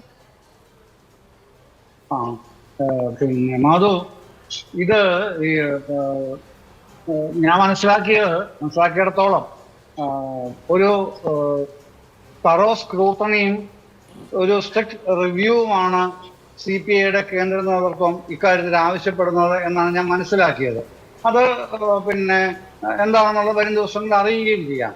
പക്ഷേ ഈ മാതൃഭൂമിയുടെ ഈ ചർച്ച കാണുന്ന പ്രേക്ഷകർ, ഇന്നത്തെ മാത്രമല്ല കഴിഞ്ഞ ദിവസങ്ങളിലൊക്കെ ചർച്ച കാണുന്ന പ്രേക്ഷകർ പിന്നെ ഈ വ്യക്തതയില്ലാതെ ധരിച്ചേക്കാനിടയുള്ള ഒരു പ്രശ്നം, പിന്നെ ഈ NEP എന്ന് പറയുന്നത് NEP 2020 ആദ്യമായി ഉണ്ടായ ഒരു പ്രതിഭാസമാണ് എന്നുള്ള നിലയിൽ ഒരു വ്യക്തതയില്ലായ്മ ഉണ്ടാവാം എന്നുള്ളത് കൊണ്ട് ആ കാര്യം ഒന്ന് പറയേണ്ടതുണ്ട്. തുടക്കത്തിൽ ചുരുക്കി, ഇന്ത്യയിൽ ആദ്യമായി ഒരു നാഷണൽ എഡ്യൂക്കേഷൻ പോളിസി ഉണ്ടാകുന്നത് 2020 അത് 1968 ഇന്ദിരാഗാന്ധി പ്രധാനമന്ത്രി ആയിരിക്കുമ്പോഴാണ്. അതിനുശേഷം 1986 രാജീവ് ഗാന്ധി പ്രധാനമന്ത്രി ആയിരിക്കുമ്പോൾ രണ്ടാമത്തെ നാഷണൽ എഡ്യൂക്കേഷൻ പോളിസി വരുന്നു. ആ രണ്ടാമത്തേതിന് തന്നെ എക്സ്റ്റൻഷനായിട്ട് 92 നരസിംഹ പ്രധാനമന്ത്രി ആയിരിക്കുമ്പോൾ രണ്ടാമത്തെ തന്നെ നല്ല എക്സ്റ്റൻഷൻ വേർഷൻ വരുന്നു. പിന്നീട് വരുന്നതാണ് 2020 നാഷണൽ എഡ്യൂക്കേഷൻ പോളിസി. അപ്പൊ ഈ 1ഉം 2ഉം 92 മാറ്റി നോക്കിയപ്പോ 1ഉം 2ഉം എന്തായിരുന്നു എന്നുള്ളത് അന്വേഷിക്കേണ്ടതാണല്ലോ എന്താണെന്നുള്ളത്. അത് ഈ പിന്നെ ഏറ്റവും പ്രധാനമായിട്ട് ഇതിലെല്ലാം വന്നിരുന്നത് 1ഉം 2ഉം പദ്ധതികൾ വന്നിരുന്നത് ത്രിഭാഷാ പദ്ധതിയായിരുന്നു. അതിന് ഏറ്റവും കൂടുതൽ എതിർപ്പ് ഉയർത്തിയിരുന്നത് ദക്ഷിണേന്ത്യൻ സംസ്ഥാനങ്ങളും അതിൽ പ്രത്യേകിച്ച് തമിഴ്നാടുമായിരുന്നു. പിന്നെ അവരുടെ പ്രധാനപ്പെട്ട എതിർപ്പ് ഞങ്ങൾ ഹിന്ദി പഠിപ്പിക്കില്ല എന്ന് തന്നെയായിരുന്നു. പക്ഷെ കേരളത്തിൽ ആ തർക്കം അന്നുമില്ല ഇന്നുമില്ല. കാരണം നമ്മൾ നേരത്തെ ഭാഷ പദ്ധതി നടപ്പിലാക്കുന്നുണ്ട്. അത് ധാരാളം പിന്നെ എല്ലാ വിദ്യാലയങ്ങളിലും ഹിന്ദി ഉണ്ട്. 100 കണക്കിന് അല്ലെങ്കിൽ 1000 ഹിന്ദി അധ്യാപകരുള്ള നാടാണ് കേരളം. അപ്പം നമുക്ക് ആ പ്രശ്നമില്ല. ആ തർക്കം അവിടെയുണ്ട്. പിന്നെ വരേണ്യവർഗത്തിലാണ് വിദ്യാഭ്യാസത്തിന്റെ സൽഫലങ്ങൾ ലഭിക്കുന്നത് എന്നുള്ളത് മറ്റൊരു തർക്കം 68. അത് കഴിഞ്ഞ് 86 വരുമ്പോൾ അപ്പോൾ അവിടെയാണ് രാജീവ് ഗാന്ധിയുടെ കാലത്താണ് ഏറ്റവും പ്രധാനമായിട്ട് ഈ വൊക്കേഷണൽ ഹയർ സെക്കൻഡറി സ്കൂളുകൾ ആരംഭിക്കുന്നത്. തൊഴിലധിഷ്ഠിത വിദ്യാഭ്യാസം 1. അപ്പോൾ രണ്ടാമത്തേത് ഏറെ വിമർശന വിധേയമായിട്ട് നവോദയ വിദ്യാലയങ്ങളായിരുന്നു. നവോദയ വിദ്യാലയങ്ങൾ ആരംഭിച്ച് അതിലൂടെ ഹിന്ദി കടത്തിവിടുക എന്നുള്ള പദ്ധതിയാണ് കൊണ്ടുവരുന്നത്. അതിനോട് ഞങ്ങൾ യോജിക്കില്ല എന്ന് മാത്രമല്ല, തമിഴ്നാട്ടിൽ നിലപാട് പ്രഖ്യാപിച്ചത് നവോദയ വിദ്യാലയങ്ങൾ തമിഴ്നാട്ടിൽ അനുവദിക്കില്ല, അവർ സർക്കാർ സ്ഥാപിക്കില്ല എന്ന് യുനാനിമസായി നിയമസഭ പോലും പ്രമേയം പാസ്സാക്കുന്ന സ്ഥിതി അവിടെ ഉണ്ടായി. ഇപ്പോഴും അവരുടെ തർക്കമുള്ള പദ്ധതിക്കെതിരായിട്ടാണ്. അപ്പൊ അത്തരം പദ്ധതികൾ നടക്കുമ്പോൾ ഇത് ഈ നാഷണൽ എഡ്യൂക്കേഷൻ പോളിസി അന്നും ഇപ്പോഴും അതൊരു പോളിസി ഫ്രെയിംവർക്ക് മാത്രമാണ്. എന്ന് പറഞ്ഞാൽ എല്ലാവർക്കും അറിയാം, പോളിസി ഫ്രെയിംവർക്ക് എന്ന് പറഞ്ഞാൽ നയരേഖയാണ്. ആ നയരേഖയിൽ വിദ്യാഭ്യാസം കൺകറന്റ് ലിസ്റ്റിലായതുകൊണ്ട് 41 ഭരണഘടന ഭേദഗതി ആയിരുന്നല്ലോ. അങ്ങനെ ആയതുകൊണ്ട് പിന്നെ സംസ്ഥാനങ്ങൾക്ക് ചേരാതിരിക്കാനും ചേരാനുമുള്ള സ്വാതന്ത്ര്യം അതിൽ തന്നെ അന്തർലീനമാണല്ലോ. അപ്പൊ അത് ഉപയോഗിച്ച് അതാണ് പിന്നെ ബേബി പറഞ്ഞത് കേരളം NEPയിൽ നടപ്പാക്കില്ല എന്ന് പറഞ്ഞത്. അപ്പൊ നടപ്പാക്കാതിരിക്കാനുള്ള സ്വാതന്ത്ര്യം കോൺസ്റ്റിറ്റ്യൂഷൻ തരുന്നുണ്ട്. പിന്നെ അത്രയും കാര്യങ്ങൾ നടക്കുന്നുണ്ട്. പിന്നെ മറ്റൊരു കാര്യം, കേരളത്തിൽ ഈ സെൻട്രലി സ്പോൺസേഡ് സ്കീമാണല്ലോ ഈ സംഭവം. പിന്നെ PM ശ്രീ എന്ന് പറഞ്ഞ പദ്ധതി NEPയുടെ വിശദാംശങ്ങളിലേക്ക് ഞാൻ പോകുന്നില്ല, സമയക്കുറപ്പുണ്ട്.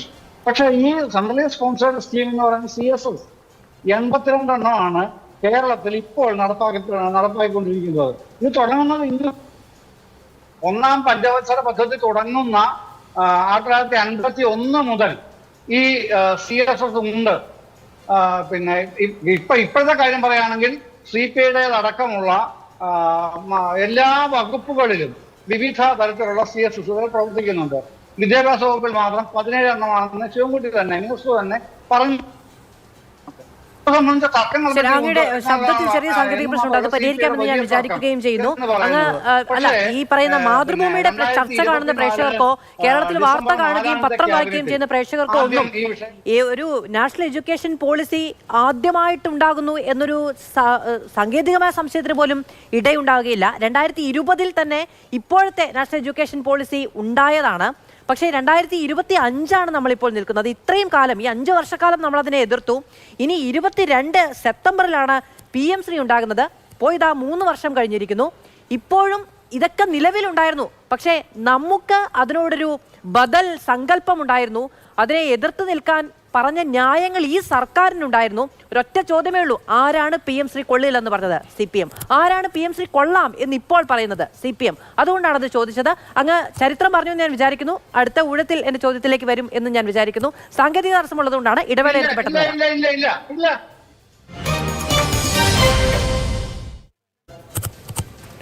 തിരികെ സ്വാഗതം ചർച്ചയിലേക്ക്. ശ്രീ ഷാജി രാഘവൻ, ഇന്നിപ്പോ കേന്ദ്ര വിദ്യാഭ്യാസ സെക്രട്ടറി അടക്കം പറഞ്ഞിരിക്കുന്നത് നാഷണൽ എഡ്യൂക്കേഷൻ പോളിസി സ്വീകരിക്കുകയാണ് എങ്കിൽ തന്നെ അതിലേക്ക് ഈ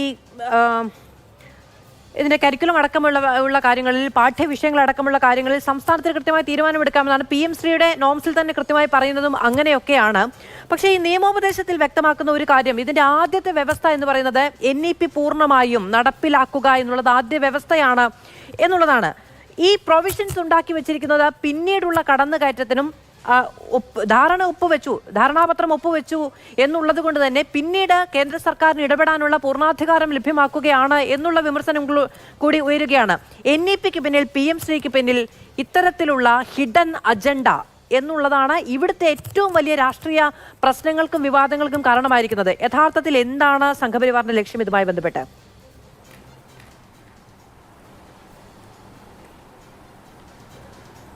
നോക്കൂ മധു, നമ്മുടെ രാജ്യത്ത് കേന്ദ്രഭരണ പ്രദേശം ഉൾപ്പെടെ ഏതാണ്ട് 36 സംസ്ഥാനങ്ങളിൽ കേരളം ഒപ്പുവെച്ചതോടുകൂടി 34 സംസ്ഥാനങ്ങളിലും നടപ്പിലാക്കിയ PM-ശ്രീയെ പറ്റിയാണ് നമ്മൾ ഈ സംസാരിക്കുന്നത്.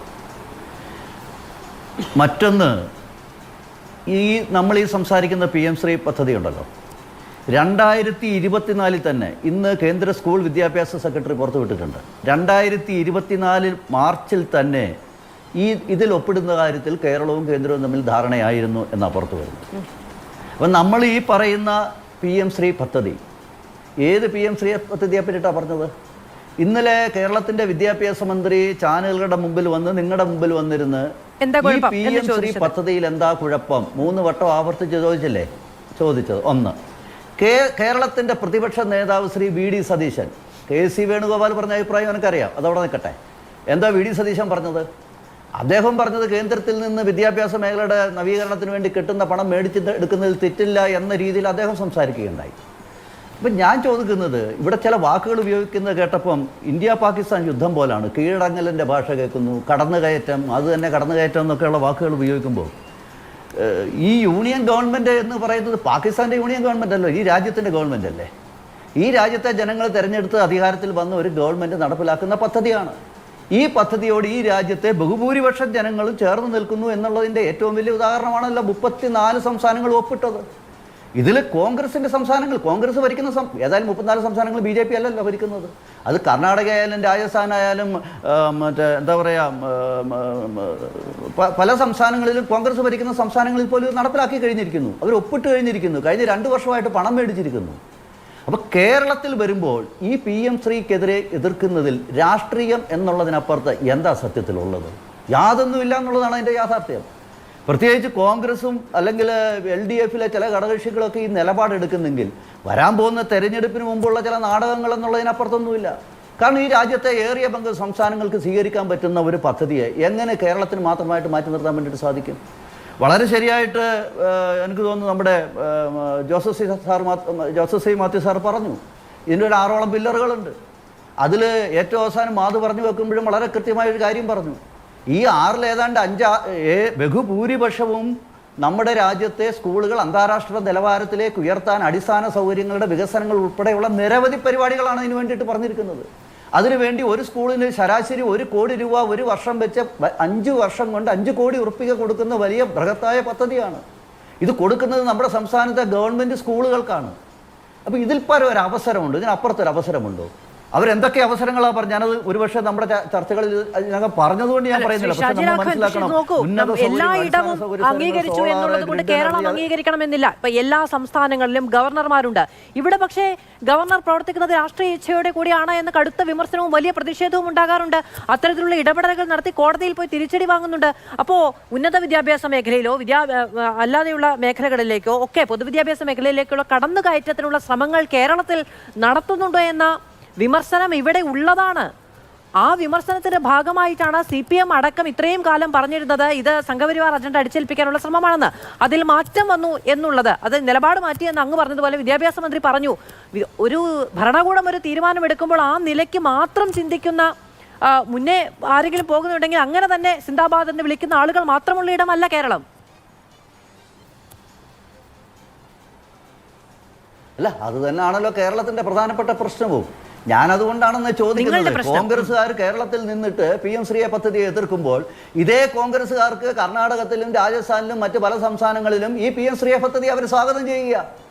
അതാണ് എൻ്റെ ചോദ്യം. പിന്നെ കമ്മ്യൂണിസ്റ്റ് പാർട്ടി എതിർക്കാൻ മറ്റ് സംസ്ഥാനങ്ങളിൽ അവർ അധികാരത്തിലില്ല. അതുകൊണ്ട് അവരെ സംബന്ധിച്ച് ഇതൊരു വിഷയമല്ല. അവരെ സംബന്ധിച്ചോളം കേരളത്തിൽ ഇപ്പോൾ രാജ്യത്ത് തന്നെ കേരളത്തിൽ മാത്രമാണ് അവർക്ക് എന്തെങ്കിലും ഒരു ഇടപെടാൻ സാധിക്കുന്ന ഒരു സംസ്ഥാനമുള്ളത്. അവിടെ പോലും ഇവർക്ക് നമ്മളൊരു കാര്യം, ഇവരെന്താ കോടതി പോകാതിരുന്നത്? മാധു, ഇത് കോടതി പോയാലും വിജയിക്കില്ല. കാരണം ഒരു കേന്ദ്ര ഗവൺമെൻറ് എടുത്ത നയപരമായ ഒരു തീരുമാനം, വിദ്യാഭ്യാസ മേഖലയിൽ ഒരു പദ്ധതി, സംസ്ഥാന ഗവൺമെൻറ്റിന് ആകെ പോകാൻ സാധിക്കുന്ന ഒരു ഏരിയ എന്ന് പറയുന്നത് സർവ്വശിക്ഷാ അഭിയാൻ്റെ ഫണ്ട് ഇതിൻ്റെ പേര് തടഞ്ഞു വെച്ചു എന്നുള്ളൊരു ചോദ്യമേ അവിടെ ചോദിക്കാൻ പറ്റുള്ളൂ. അല്ലാതെ കേന്ദ്ര ഗവൺമെന്റ് നടപ്പിലാക്കാൻ പോകുന്ന ഒരു പദ്ധതിയെ, നയപരമായിട്ടുള്ള ഒരു വിദ്യാഭ്യാസ പോളിസിയെ ഏത് കോടതിക്കാ തടയിടാൻ പറ്റും? ബിജെപിക്ക് തന്നെ അറിയാം അത് കോടതിയിൽ പോയാൽ സർവശിക്ഷാ അഭിയാന്റെ പേരിൽ തടഞ്ഞു വെച്ച ഫണ്ടുമായി ബന്ധപ്പെട്ട് അത് നിയമപരമായ പരിശോധനയ്ക്ക് വിധേയമാകുന്നു എന്നുള്ളത്. അതാണ് സംസ്ഥാന സർക്കാരും പറയുന്നത്. PM ശ്രീയുടെ ഈ പറയുന്ന 368 കോടി എന്നുള്ളതല്ല സംസ്ഥാനത്തിന്റെ പ്രശ്നം. SSK ഫണ്ട് തടഞ്ഞു വെച്ചിരിക്കുന്നു എന്നുള്ളതാണ് പ്രശ്നം. അതുകൂടി കിട്ടുക എന്നുള്ള ലക്ഷ്യം വെച്ചുകൊണ്ട് ഇതൊരു റിപ്പബ്ലിക് എന്ന നിലയ്ക്ക് മുന്നോട്ട് പോകാൻ പറ്റില്ല എന്ന് പറഞ്ഞുകൊണ്ടാണ്. നിങ്ങൾക്ക് എങ്ങനെയാണ് ഭരണഘടനാപരമായ ഫണ്ട് തടഞ്ഞു വെക്കാൻ കഴിയുക? എന്നിട്ട് അത് കോടതിയിൽ പോകാം വേണമെങ്കിൽ എന്ന് നിങ്ങൾ തന്നെ പറയുക അല്ലേ?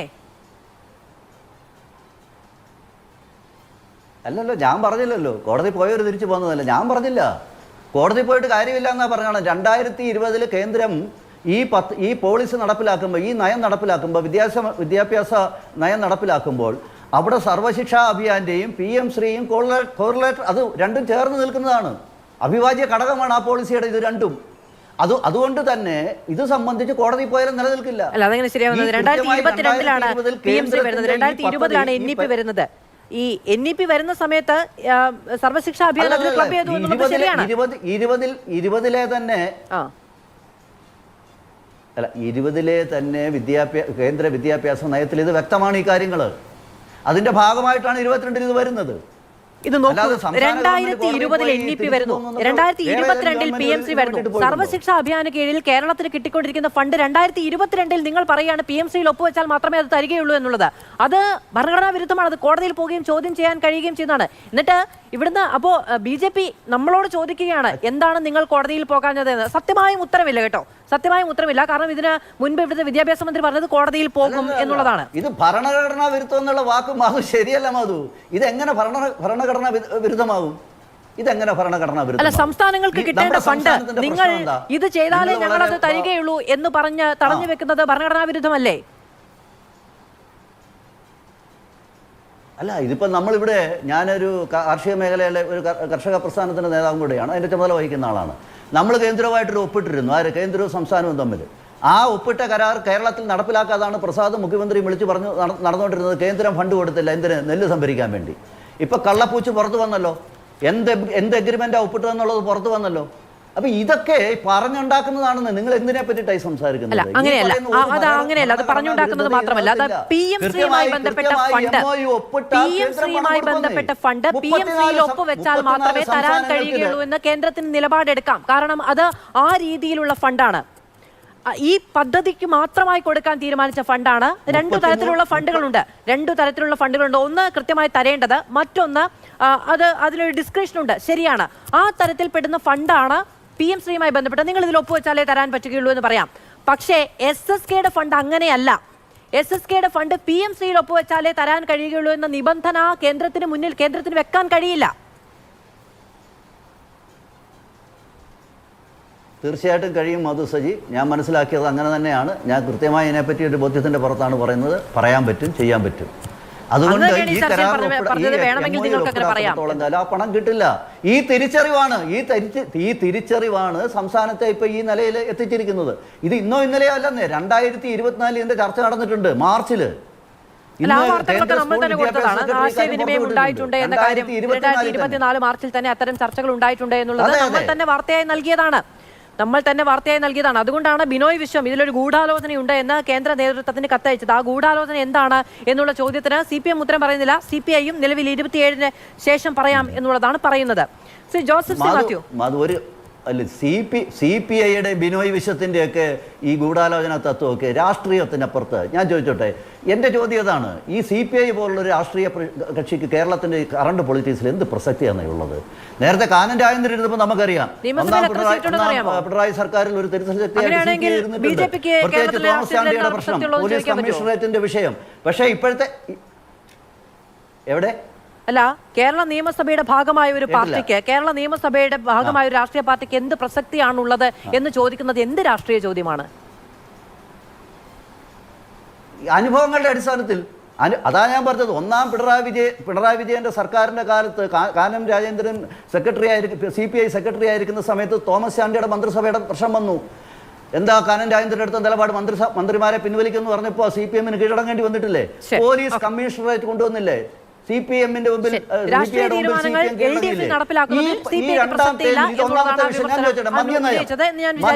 മദ്യനയം പ്രൈവറ്റൈസ് ചെയ്യുന്ന പല കാര്യങ്ങളിൽ പിന്നീട് നിലപാട് മയപ്പെടുത്തേണ്ടി വന്നിട്ടുണ്ട്. എന്ന് പറയുന്ന രാഷ്ട്രീയ പ്രസ്ഥാനത്തോട് എതിർപ്പൊന്നുമില്ല. കേരളത്തിലെ പൊതുജനങ്ങളുടെ പൊതുമധ്യത്തിൽ പബ്ലിക് ഡൊമൈനിൽ നമ്മുടെ ഒരു അനുഭവമുണ്ട്. CPI-യുടെ ഈ കഴിഞ്ഞ കാലങ്ങളിലെ രാഷ്ട്രീയമായിട്ടുള്ള അവരുടെ നിലപാടും അവരുടെ ഞാൻ ഇടപെടുകയാണ്. ശ്രീ ജോസഫ് സി മാത്യു, രണ്ടാം ഘട്ടമാണ്, എല്ലാവരും ഒന്ന് ചുരുക്കണം എന്നുകൂടി അഭ്യർത്ഥിക്കുകയാണ്. സാങ്കേതികമായ കാര്യമായതുകൊണ്ടാണ്. ആദ്യഘട്ടത്തിൽ ശ്രീ ജയചന്ദ്രന് മാത്രമാണ് സാങ്കേതിക പ്രശ്നം കൊണ്ട് ഒരു സമയപരിമിതി ഉണ്ടായത്. അടുത്ത തവണ അത് പരിഹരിച്ച് നൽകുകയും വേണം. അതുകൊണ്ട് ഒരു അപേക്ഷ മുന്നോട്ട് വെച്ചുകൊണ്ടാണ് രണ്ടാം ഘട്ടത്തിലേക്ക് പോകുന്നത്. ശ്രീ ജോസഫ് സി മാത്യു, ഇപ്പോൾ 68-ൽ ഒരു ദേശീയ എഡ്യൂക്കേഷൻ പോളിസി വരുന്നു. ഇവിടെ കേരളത്തിൽ അതിനെതിരെ ആ രീതിക്കുള്ള എതിർപ്പുണ്ടായിട്ടുണ്ടോ എന്നുള്ളതൊരു ചോദ്യമാണ്. വേണമെങ്കിൽ അന്ന് എതിർക്കാമായിരുന്നു. പക്ഷെ ഇപ്പോഴെതിർത്തു.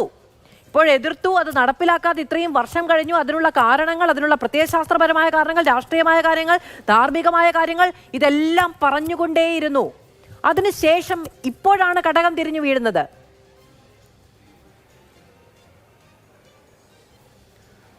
മാധു, ഇത് നമ്മൾ ഇതിനെ വളരെ ജനറലൈസ് ചെയ്തുകൊണ്ട് നമ്മൾ ഈ വിഷയത്തിൽ നിന്ന് മാറുകയാണ് ഇപ്പോൾ സംഭവിച്ചുകൊണ്ടിരിക്കുന്നത്.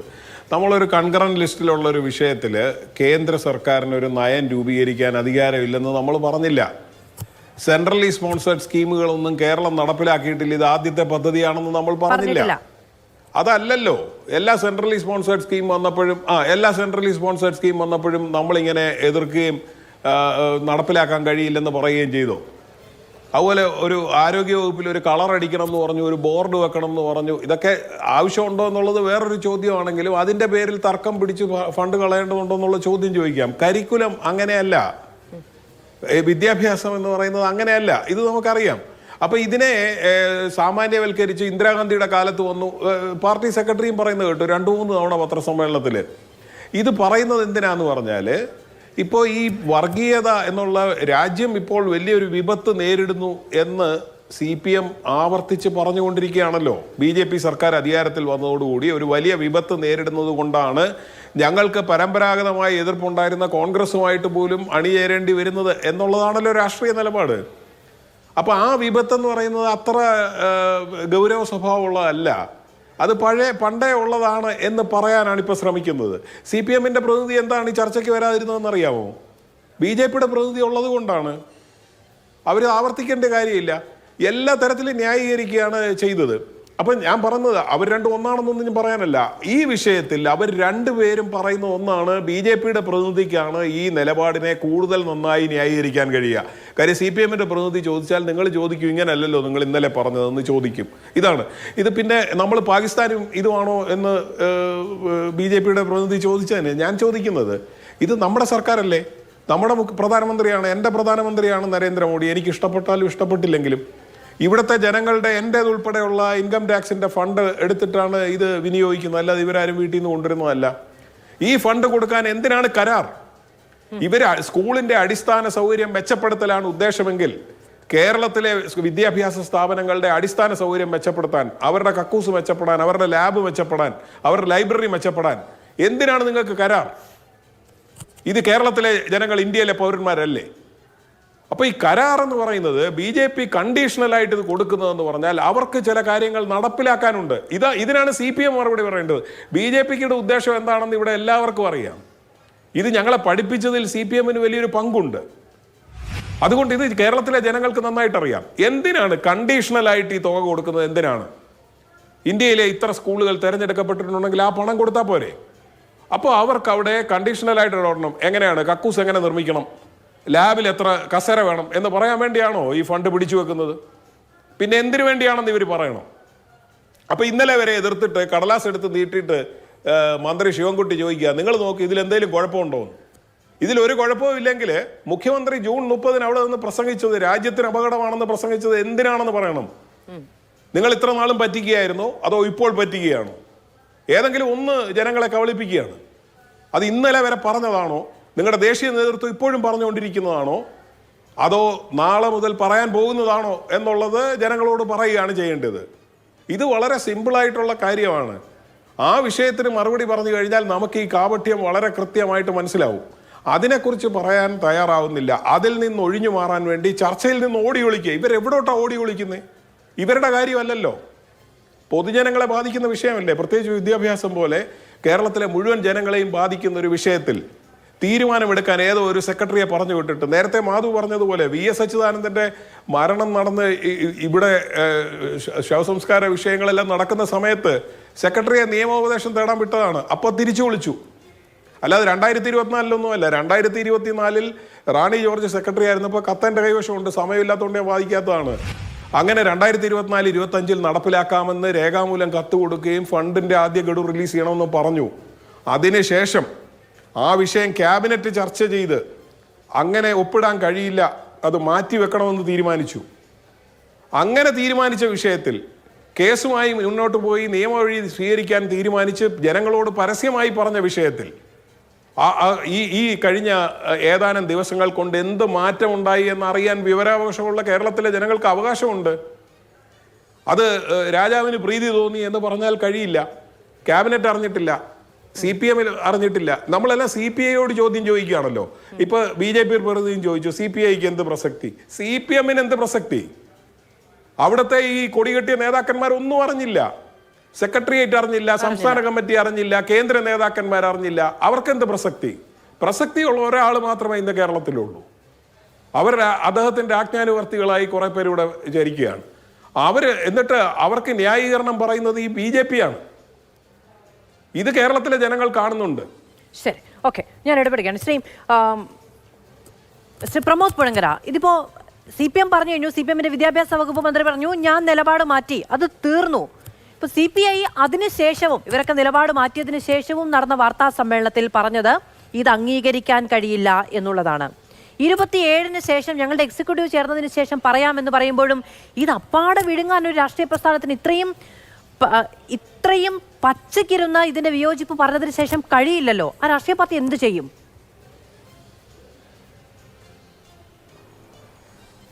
CPI എന്ത് ചെയ്യും എന്നുള്ളത് ഈ പറഞ്ഞ പോലെ അവരുടെ പാർട്ടി എക്സിക്യൂട്ടീവ് നേതൃത്വവും എടുക്കേണ്ട ഒന്നാണ്. പക്ഷേ കേരളത്തിന് മുമ്പിൽ ഇന്ന് കേരളത്തിൻ്റെ ഒരു മതേതര ജനാധിപത്യ സമൂഹത്തിന് മുന്നിൽ ഇത് രണ്ട് വലിയ പ്രശ്നങ്ങൾ ഉയർത്തുന്നുണ്ട്. അത് നേരത്തെ പറഞ്ഞതിൽ നിന്ന് ഇപ്പോൾ ഇവിടെ ജോസഫ് സി മാത്യു അടക്കം പറഞ്ഞ പോലെ ഒന്നത് ഇടതുപക്ഷ രാഷ്ട്രീയത്തിൻ്റെ പ്രശ്നം. ഇന്നലെ വരെ പറഞ്ഞ കാര്യങ്ങളെ ജനങ്ങളെ ഒരു വശത്ത് ഒരു കാര്യം പറയുകയും മറുവശത്ത് പറ്റിക്കുകയും ചെയ്യുക, ജനങ്ങളോട് ഒരു വശത്ത് കുത്തക മുതലാളിമാർക്കെതിരായിട്ടുള്ള പോരാട്ടത്തെക്കുറിച്ച് പറയുക, അദാനിക്ക് കടൽ തീരെഴുതി കൊടുത്തിട്ട് അയാളുടെ കരാറിന് വേണ്ടിയിട്ട് വാദിക്കുക, ഇത് കേരളത്തിൻ്റെ വികസനമാണെന്ന് ജനങ്ങളെ തെറ്റിദ്ധരിപ്പിക്കുക. ഒരു വശത്ത് പരിസ്ഥിതി സംരക്ഷിക്കണമെന്നും മറ്റു തരത്തിലുള്ള കാര്യങ്ങളും കുത്തകവൽക്കരണം ഒഴിവാക്കണമെന്നും പറയുക, എന്നിട്ട് കരിമണൽ മുതലാളിയുടെ കയ്യിൽ നിന്നും കാശ് വാങ്ങി മകൾക്ക് എക്സൽ ഷീറ്റ് നന്നാക്കാനുള്ള പരിപാടി പരിപാടിയാണെന്ന് പറഞ്ഞിട്ട് അതിനുള്ള ഒരു തട്ടിപ്പ് കരാറുണ്ടാക്കി കോടിക്കണക്കിന് രൂപ സ്വന്തം മകൾക്ക് കൊടുക്കുക, എന്നിട്ട് അതിനെ ന്യായീകരിക്കുന്നതിന് വേണ്ടി ഞങ്ങളുടെ പാർട്ടി നേതാവിൻ്റെ കുടുംബത്തെ കണ്ണിൽ കൃഷ്ണമണി പോലെ കാത്തു സൂക്ഷിക്കുമെന്ന് പറഞ്ഞ് പാവപ്പെട്ട കുറേ മനുഷ്യന്മാരെ റോട്ടിലിറക്കി വിദ്യാസുരന്മാരാക്കുക എന്നുള്ളൊരു പരിപാടിയാണ് ഈ പിണറായി വിജയനും അയാളുടെ നേതൃസംഘവും അയാളുടെ ഒപ്പം നിൽക്കുന്ന ഈ അധികാരത്തിൻ്റെ വാഴ്ത്തുപാട്ട് സംഘവും ഒക്കെ കൂടി ചെയ്തുകൊണ്ടിരിക്കുന്നത്. ഇത് ഇടതുപക്ഷ രാഷ്ട്രീയം എന്ന പേരിൽ കൃത്യമായ വലതുപക്ഷ രാഷ്ട്രീയത്തിൻ്റെ അജണ്ടയെ നടപ്പിലാക്കുക എന്നുള്ളതാണ്. അതുകൊണ്ടാണ് ഇപ്പോൾ BJP-ക്കാര് ശിവൻകുട്ടിക്ക് അഭിവാദ്യം അർപ്പിക്കുന്നത്. മുഖ്യമന്ത്രി പ്രധാനമന്ത്രിയെ പോയി കണ്ടതിന് ശേഷം വേഗം പോയി PM ശ്രീയിൽ ഒപ്പുവെക്കുന്നത്. ഇപ്പോൾ ഈ പറഞ്ഞല്ലോ NEP-യുടെ ഭാഗമല്ല, NEP-യിൽ ത്രിഭാഷാ പദ്ധതിയുണ്ട് എന്നൊക്കെ, അതൊക്കെ നമ്മൾ മുമ്പേ നടപ്പാക്കിയതാണ്. ത്രിഭാഷാ പദ്ധതി എന്ന് പറയുന്നത് അതിന് തന്നെ കുറേ കുഴപ്പങ്ങളൊക്കെ ഉണ്ടെങ്കിൽ പോലും അത്തരമൊരു പദ്ധതി എന്താണ് കൃത്യമായ വ്യത്യാസം? 2014 മോദി ഗവൺമെന്റ് അധികാരത്തിൽ വന്നതിന് ശേഷം അവർ നടപ്പാക്കുന്ന പരിപാടികൾക്ക് കേവലം ഒരു കേന്ദ്ര സർക്കാർ നടപ്പാക്കുന്ന ഒരു യൂണിയനിസ്റ്റിക് പരിപാടിയുടെ അജണ്ട മാത്രമല്ല, അതിനൊരു ഹിന്ദുത്വ ഫാഷിസ്റ്റ് അജണ്ടയുണ്ട്. ഇന്ത്യയെ ഒരു ഹിന്ദു രാഷ്ട്രമാക്കുന്നതിൻ്റെ അജണ്ടയുണ്ട്. അതുകൊണ്ടാണ് 1 നേഷൻ 1 ഇലക്ഷൻ എന്നുള്ള പരിപാടി മുതൽ 1 നേഷൻ 1 സ്റ്റുഡൻറ് എന്ന് പറയുന്ന ഒരു പരിപാടി വരെ BJP-ക്ക് പ്രഖ്യാപിത രൂപത്തിലുള്ളത് അതിൻ്റെ ഭാഗമായിട്ടാണ് നടപ്പാക്കുന്നുണ്ട്. അതായത് ഇന്നലെ വരെ പഠിപ്പിച്ച ഹിന്ദിയുടെ രൂപത്തിലല്ല, ഇനി മുതൽ ഹിന്ദി ഒരു പദ്ധതിയുടെ ഭാഗമായിട്ട് പഠിപ്പിക്കുക എന്ന് തിരിച്ചറിയുന്നത് കൊണ്ടാണ് തമിഴ്നാടടക്കവും പശ്ചിമ ബംഗാൾ അടക്കമുള്ള സംസ്ഥാനങ്ങളും കേരളത്തിലെയും മനുഷ്യരും എതിർക്കുന്നത്. കേരളത്തെ പിന്നെ BJP-ക്കും കോൺഗ്രസിനും CPM-നും മാത്രമായിട്ട് തീരെഴുതി വെച്ചിട്ടില്ല. നമ്മളൊക്കെ ഇവിടെയുണ്ട്. മാധുവിനെയും എന്നെപ്പോലെയും ജോസഫ് മാത്യുവിനെ പോലെയും ഒക്കെയുള്ള മനുഷ്യന്മാർക്ക് രാഷ്ട്രീയം പറയാനും എതിർക്കാനുമുള്ള ഒരു സ്ഥലം കൂടിയാണ് ഈ ജനാധിപത്യ സമൂഹം. മറ്റൊരു പ്രശ്നം ഇവിടെ ഈ CPI-യുടെ കാര്യത്തിൽ സംഭവിച്ചത് CPI-ക്ക് മാത്രമല്ല, അത് കേരളത്തിലെ വിശാല ജനാധിപത്യ സമൂഹത്തിനോട് കേരളത്തിലെ പിണറായി സർക്കാരും CPM എന്ന് പറയുന്ന വ്യാജ ഇടതുപക്ഷ പാർട്ടിയും ചെയ്ത വഞ്ചനയാണ്. അതായത് ഇത്തരത്തിലുള്ള ഒരു വലിയ വിദ്യാഭ്യാസ നയത്തെ, വിദ്യാഭ്യാസ പരിഷ്കാരത്തെ, കേന്ദ്ര സർക്കാരിൻ്റെ ഒരു രാഷ്ട്രീയ വിദ്യാഭ്യാസ പദ്ധതി രേഖയെയും പദ്ധതി നയത്തെയും അംഗീകരിക്കുന്ന പരിപാടിയെ പൊതുസമൂഹത്തിന് മുന്നിൽ ചർച്ച ചെയ്തില്ല എന്ന് മാത്രമല്ല, അത് ഒളിച്ചു കടത്തി എന്തോ കള്ളന്മാരുടെ ഏർപ്പാട് പോലെ അതിനെ ഒളിച്ചൊപ്പിട്ട് വന്നു. അതുമാത്രമല്ല, ഒരു മന്ത്രിസഭയുടെ കൂട്ടുത്തരവാദിത്തത്തെ അവർ തകർത്തു കളഞ്ഞു എന്നുള്ളതാണ്. CPI-യുടെ പ്രതിനിധിയായിട്ടുള്ള റവന്യൂ മന്ത്രി K. രാജൻ മന്ത്രിസഭാ യോഗത്തിൽ ചോദിക്കുന്നു, എന്താണ് ഇങ്ങനെ ഒരു PM ശ്രീയിൽ ഒപ്പിടുന്നുണ്ടോ എന്ന് ഒപ്പിടുന്ന ഈ പരിപാടിയെക്കുറിച്ച്, അതിനെ അംഗീകരിക്കുന്ന ഈ പരിപാടിയെക്കുറിച്ച് രാജൻ എന്തോ CPI-യുടെ പ്രതിനിധി മന്ത്രി ഇത് ചോദിക്കുമ്പോൾ ആരും ഒന്നും പറഞ്ഞില്ല എന്നാണ്. എനിക്ക് ആ മന്ത്രിസഭാ യോഗത്തെക്കുറിച്ചൊക്കെ എന്തൊരു തമാശയാണല്ലേ. ഒരു മന്ത്രി ഒരു കാര്യം ചോദിക്കുമ്പോൾ അതിന് കൃത്യമായ മറുപടി പറയേണ്ട ക്യാബിനറ്റ് സെക്രട്ടറി അടക്കം മുഖ്യമന്ത്രി അടക്കമുള്ള ആ പർട്ടിക്കുലർ വകുപ്പിന്റെ മന്ത്രി അടക്കമുള്ള ആളുകൾ അവിടെ കഥകളി മുദ്ര കാട്ടി കപ്പലണ്ടിയും കുറിച്ച് തിരിച്ചു പോരുന്നതാണ് മന്ത്രിസഭാ യോഗം. ചുരുങ്ങിയത് ഉത്തരം കിട്ടിയില്ലെങ്കിൽ ഉത്തരം തരൂ എന്ന് പറയേണ്ട ചുമതല CPI-യുടെ മന്ത്രിക്കുണ്ട്. അതവിടെ നിർത്തട്ടെ. ഇനി മറ്റൊരു പ്രശ്നം എന്ന് പറയുന്നത് ഈ മന്ത്രിസഭയെ തെറ്റിദ്ധരിപ്പിച്ചു എന്നാണ്. ആരാണ് മന്ത്രിസഭയെ തെറ്റിദ്ധരിപ്പിക്കുന്നത്? മുഖ്യമന്ത്രിയും ശിവൻകുട്ടിയും ഇതറിഞ്ഞിട്ടുണ്ട്. മുഖ്യമന്ത്രിയുടെ അനുമതിയോടെ അല്ലാതെ ഒരു കരിയില പോലും അനങ്ങാത്ത, ഒരു കടലാസ് പോലും ചലിക്കാത്ത ഒന്നാണ് അദ്ദേഹത്തിന്റെ പാർട്ടിയും മന്ത്രിസഭയും. അപ്പോ മുഖ്യമന്ത്രിക്കും ശിവൻകുട്ടിക്കുമാണ്. ശിവൻകുട്ടിയെ ഒക്കെ വിട്ടേക്കും. ശിവൻകുട്ടി ഇന്നലെ വരെ എതിർത്തു, ഇനി എനിക്ക് എതിർപ്പില്ല എന്ന് പറയുന്ന ഒരു പാവം വിദ്വാനാണ്. അയാളെ വിട്ടേക്കൂ. ഇവിടെ പ്രശ്നം എന്ന് പറയുന്നത് മുഖ്യമന്ത്രി ഉത്തരം പറയണ്ടേ. മാത്രമല്ല, ഈ പറയുന്ന പോകുന്ന ഉദ്യോഗസ്ഥരുടെ തലയിൽ മാത്രം വെക്കേണ്ടതില്ല എന്നുള്ളത് ശരിയാണ്. പക്ഷേ ഉദ്യോഗസ്ഥർക്കും സ്വാഭാവികമായും അറിയേണ്ടതാണ്. നിയമോപദേശം പരിഗണിച്ചതുമായി രണ്ടും ഒരുമിച്ചാണ് ക്യാബിനറ്റിലേക്ക് വരുന്നത് എന്നുള്ളതാണ് നമ്മുടെ മുന്നിലുള്ളത്. അപ്പോൾ നയപരമായ തീരുമാനമെടുത്ത് മാത്രമേ പോകാൻ കഴിയുള്ളൂ എന്ന കാര്യം നിയമോപദേശമായി കിട്ടുകയാണെങ്കിൽ അത് കിട്ടിയിട്ടുണ്ടോ എന്ന് അന്വേഷിക്കേണ്ട ഉത്തരവാദിത്തം ഉദ്യോഗസ്ഥർക്ക് കൂടി ഉള്ളതാണെന്നാണ് ഞാൻ മനസ്സിലാക്കുന്നത്. പക്ഷേ ഈ പറയുന്നത് പോലെ മന്ത്രിമാർ മിണ്ടാത്ത, സഖ്യകക്ഷി മന്ത്രിമാർ മിണ്ടാത്തയിടത്ത് ഉദ്യോഗസ്ഥർ എന്ത് ചെയ്യാനാണ് എന്നുള്ളതൊരു ചോദ്യമാണ്. ഒരു ഇടവേള, തിരിച്ചു വരാം. തിരികെ സ്വാഗതം. ചർച്ചയിലേക്ക് ശ്രീ M. ജയചന്ദ്രൻ, ഇപ്പോൾ അങ്ങ് പറഞ്ഞു ഇന്ദിരാഗാന്ധി നടപ്പിലാക്കിയെന്നുള്ളത്. ഇന്ദിരാഗാന്ധി നടപ്പിലാക്കുമ്പോൾ അതിനെ ചെറുക്കാൻ കഴിയുമായിരുന്ന രാഷ്ട്രീയ അധികാരം ഇവിടെയുണ്ട്. അന്നൊന്നും സംഭവിച്ചില്ല. നമ്മൾ അടിയന്തരാവസ്ഥക്കെതിരെയൊക്കെ പടപൊരുതിയവരല്ലേ. അങ്ങനെ ഒരു ഇടിച്ചിറക്കലാണ് ഉണ്ടായതെങ്കിൽ ഈ ഇടിച്ചിറക്കൽ എന്നുള്ള ഭാഷയൊക്കെ ഇപ്പോഴും 2020 NEP നടപ്പിലാക്കിയപ്പോൾ എന്താണ് അതിന്റെ CPM റെസ്പോൺസ് എന്ന് പറയുന്ന ആധികാരികമായ പഠനരേഖ ഇപ്പോഴും CPM-ന്റെ സൈറ്റിൽ കിടപ്പുണ്ട് കേട്ടോ. അതിലാണ് ഈ ബുൾഡോസിംഗ് എന്നുള്ള വാക്കുകളൊക്കെ ഉള്ളത്. അപ്പോൾ അന്ന് ആ എതിർപ്പുണ്ടായിരുന്നില്ല, ഒന്നാമത്തെ കാര്യം. പിന്നെ രണ്ടാമത്തെ കാര്യം, ഈ സംഭവങ്ങളൊക്കെ നടന്നതിന് ശേഷവും SFIയുടെ നേതാക്കളൊക്കെ പറഞ്ഞത് ഇതിൽ സംബന്ധിച്ച് ആശങ്കയുണ്ട്, സംസ്ഥാന സർക്കാരിനെ അറിയിക്കും എന്നുള്ളതാണ്. ഒരാശങ്കയും അറിയിച്ചതായി കാണുന്നില്ല. ആകെ ABVP-ക്കാർ പോയി അനുമോദിച്ചു എന്നുള്ളതാണ് അറിയുന്നത്. അതെ, നിങ്ങളുടെ താല്പര്യവും ലക്ഷ്യവും എന്താണെന്ന് അറിയാത്ത ആളൊന്നുമല്ല ഞാൻ. ഇങ്ങനെ എന്നെ പരിഹാസനാക്കി ഇരുത്തേണ്ട കാര്യവും ഉണ്ടായിരുന്നില്ല. കാരണം ബാക്കിയുള്ളവർക്കെല്ലാം എത്രത്തോളം ഗവൺമെന്റിനെ പരിഹസിക്കാമോ, പ്രത്യേകിച്ച് പിണറായി വിജയനെ വിമർശിക്കാമോ, അതിനൊക്കെയുള്ള അവസരം സസുഖം കൊടുക്കുക. എന്റെ ഊഴം വരുമ്പോ പിന്നെ കേൾക്കാൻ വയ്യ എന്ന് പറഞ്ഞ് ബുദ്ധിമുട്ടിച്ച് ഞാൻ ഏതാണ്ട് നിങ്ങളുടെ ചർച്ചയിലേക്ക് ഇടിച്ചു കയറിയവനെ പോലെ അപഹസിക്കുക. അതിന്റെ ആവശ്യമില്ല. നിങ്ങൾക്ക് പറയാനുള്ളത് വിമർശകർ ഇരിപ്പുണ്ടല്ലോ, കൂടെ ഇരിപ്പുണ്ടല്ലോ, അവരുടെ വിമർശനങ്ങൾ മാത്രം കേട്ട് സൂപ്പിച്ചാൽ മതിയല്ലോ ആൾക്കാരെ. എന്നെ എന്തിനാണ് വെറുതെ ഇങ്ങനെ വെള്ളി പോലെ ഇരുത്തുന്നത് ഈ ചർച്ചയിൽ? ഒരാവശ്യമില്ല അതിന്റെ. പിന്നെങ്കിലും താങ്കളുടെ ചോദ്യത്തിന് എനിക്കുണ്ടെന്ന് ഞാൻ വിശ്വസിക്കുന്ന എന്റെ മാനസികകത്തുനിന്ന് ഞാൻ മറുപടി പറയാം. ഞാൻ വിശ്വസിക്കുന്ന, നിങ്ങളാണ് വിശ്വസിച്ചില്ലെങ്കിലും, അത്രേ ഉള്ളൂ കാര്യം. ഇപ്പൊ നിങ്ങൾ പറഞ്ഞല്ലോ, ഒരുപാട് കാര്യങ്ങൾ പറഞ്ഞു. ഞാൻ പറഞ്ഞ എന്താ, 82 സെൻട്രലൈസ് സ്പോൺസേർഡ് സ്കീം കേരളത്തിൽ നടപ്പിലാക്കുന്നുണ്ട് വിവിധ വകുപ്പുകളിൽ. നിങ്ങൾ പറയുന്നത് 81-നും കുഴപ്പമില്ല, 82-ാമത്തെ NEP നടപ്പാക്കുന്നതിന് വലിയ കുഴപ്പമുണ്ട്. അങ്ങനെ ഞാൻ കാണാത്ത ഒരാളാണ്. കാരണം ഈ 82 അംഗീകരിച്ചത് LDF ആണെന്നേ. ആ LDF അംഗീകരിച്ച നയങ്ങളെ മന്ത്രിസഭയിലെ ഓരോ വകുപ്പും നടപ്പാക്കുന്നുള്ളൂ. അതുകൊണ്ട് തന്നെ ഇതിന് പുതിയ നയമാറ്റം ഇല്ല, പുതിയ നയം അംഗീകരിക്കേണ്ട കാര്യവുമില്ല. അങ്ങനെ ഉണ്ടെന്ന് ആരെങ്കിലും തോന്നുമെങ്കിൽ അത് അവരുടെ മാത്രം തോന്നാൻ LDFന്റെ ഉത്തരവാദിത്വം അല്ല അത്. ഒരു കാര്യം. രണ്ടാമത്തെ കാര്യം എന്താണ്? രണ്ടാമത്തെ കാര്യം, 2024 ഡിസംബർ 4 ചേർന്ന ക്യാബിനറ്റിൽ ഈ പ്രശ്നം കൊണ്ടുവന്നു CPIയുടെ മന്ത്രിമാർ.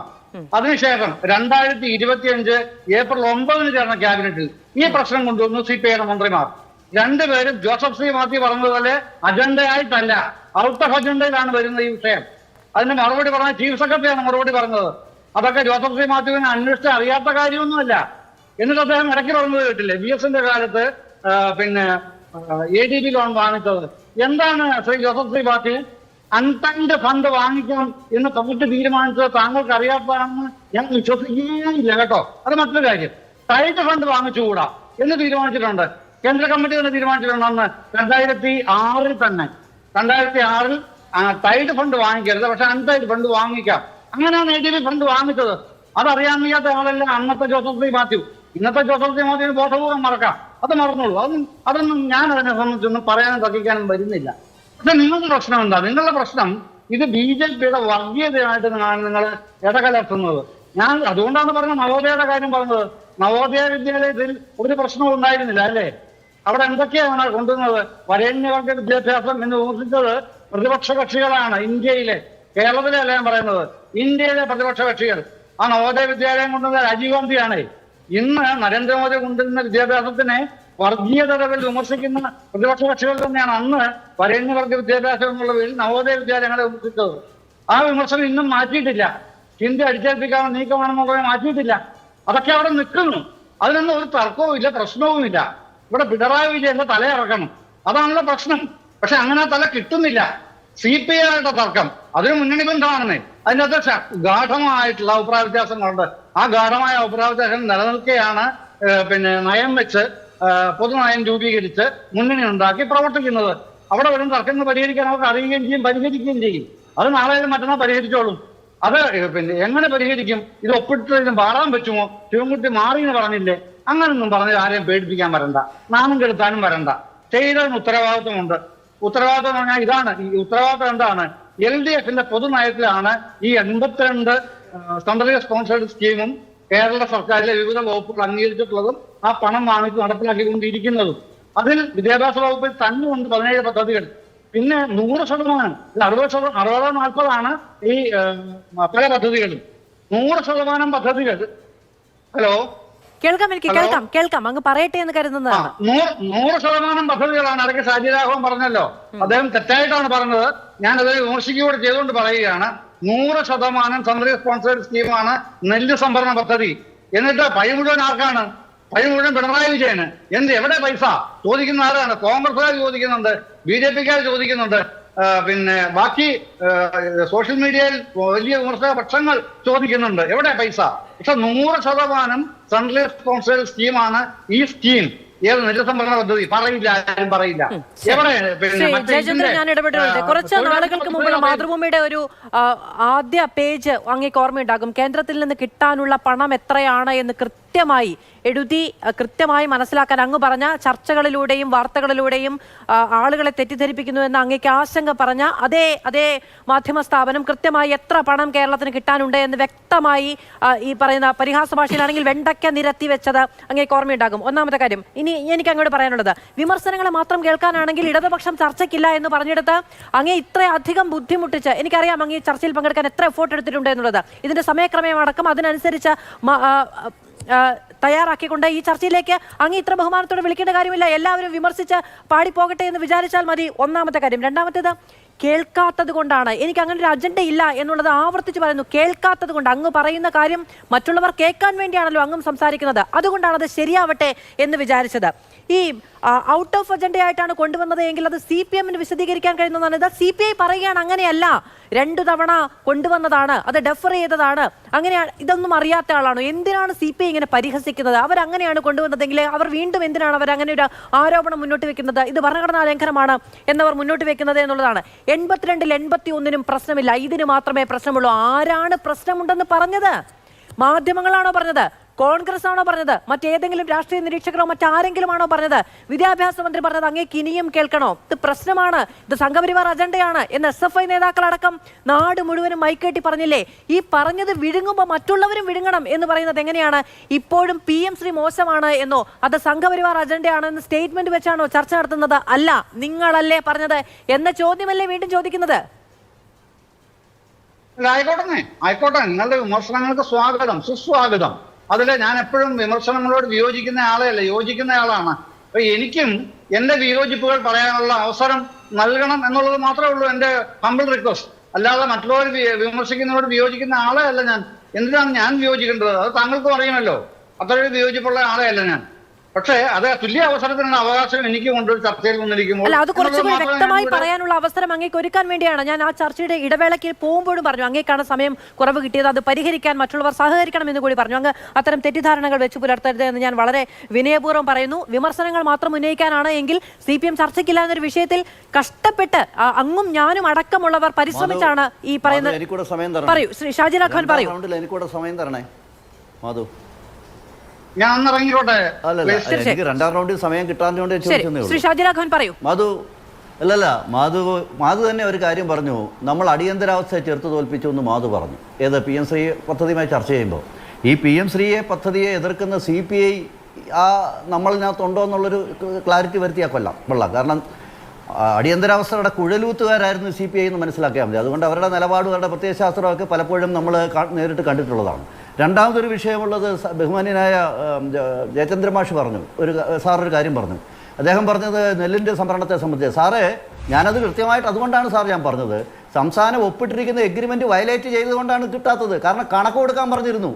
ഒരു വർഷം 3 തവണ കണക്ക് കൊടുക്കണം, വർഷാവസാനം കണക്ക് കൊടുക്കണം. കേരളം അത്തരം വിഷയങ്ങളൊക്കെ നമ്മൾ ഓരോ ദിവസവും ഓരോ തലക്കെട്ടിൽ ചർച്ച ചെയ്തിട്ടുള്ളതാണ്. അതിന് മറുപടി ഞാൻ നേരത്തെ പറയുകയും ചെയ്താണ്. എന്നോട് ക്ഷമിക്കണം ശ്രീ ഷാജി രാഘവൻ, എനിക്ക് 2ാം ഊഴത്തിൽ അങ്ങയിലേക്ക് വരാൻ കഴിഞ്ഞില്ല. വളരെ പരിമിതമായ സമയം മാത്രമേ വരാൻ കഴിഞ്ഞുള്ളൂ. വളരെയധികം നന്ദി പാനലിസ്റ്റുകൾക്കും പ്രേക്ഷകർക്കും. എന്തായാലും കടുത്ത നിലപാട് CPI വിശദീകരിക്കുകയാണ്. 27-ന് നാളെ എക്സിക്യൂട്ടീവ് യോഗത്തിന് ശേഷം എന്താണ് തീരുമാനമെന്ന് പ്രഖ്യാപിക്കും എന്നുള്ളതാണ് അവരുടെ നയം. വളരെയധികം നന്ദി.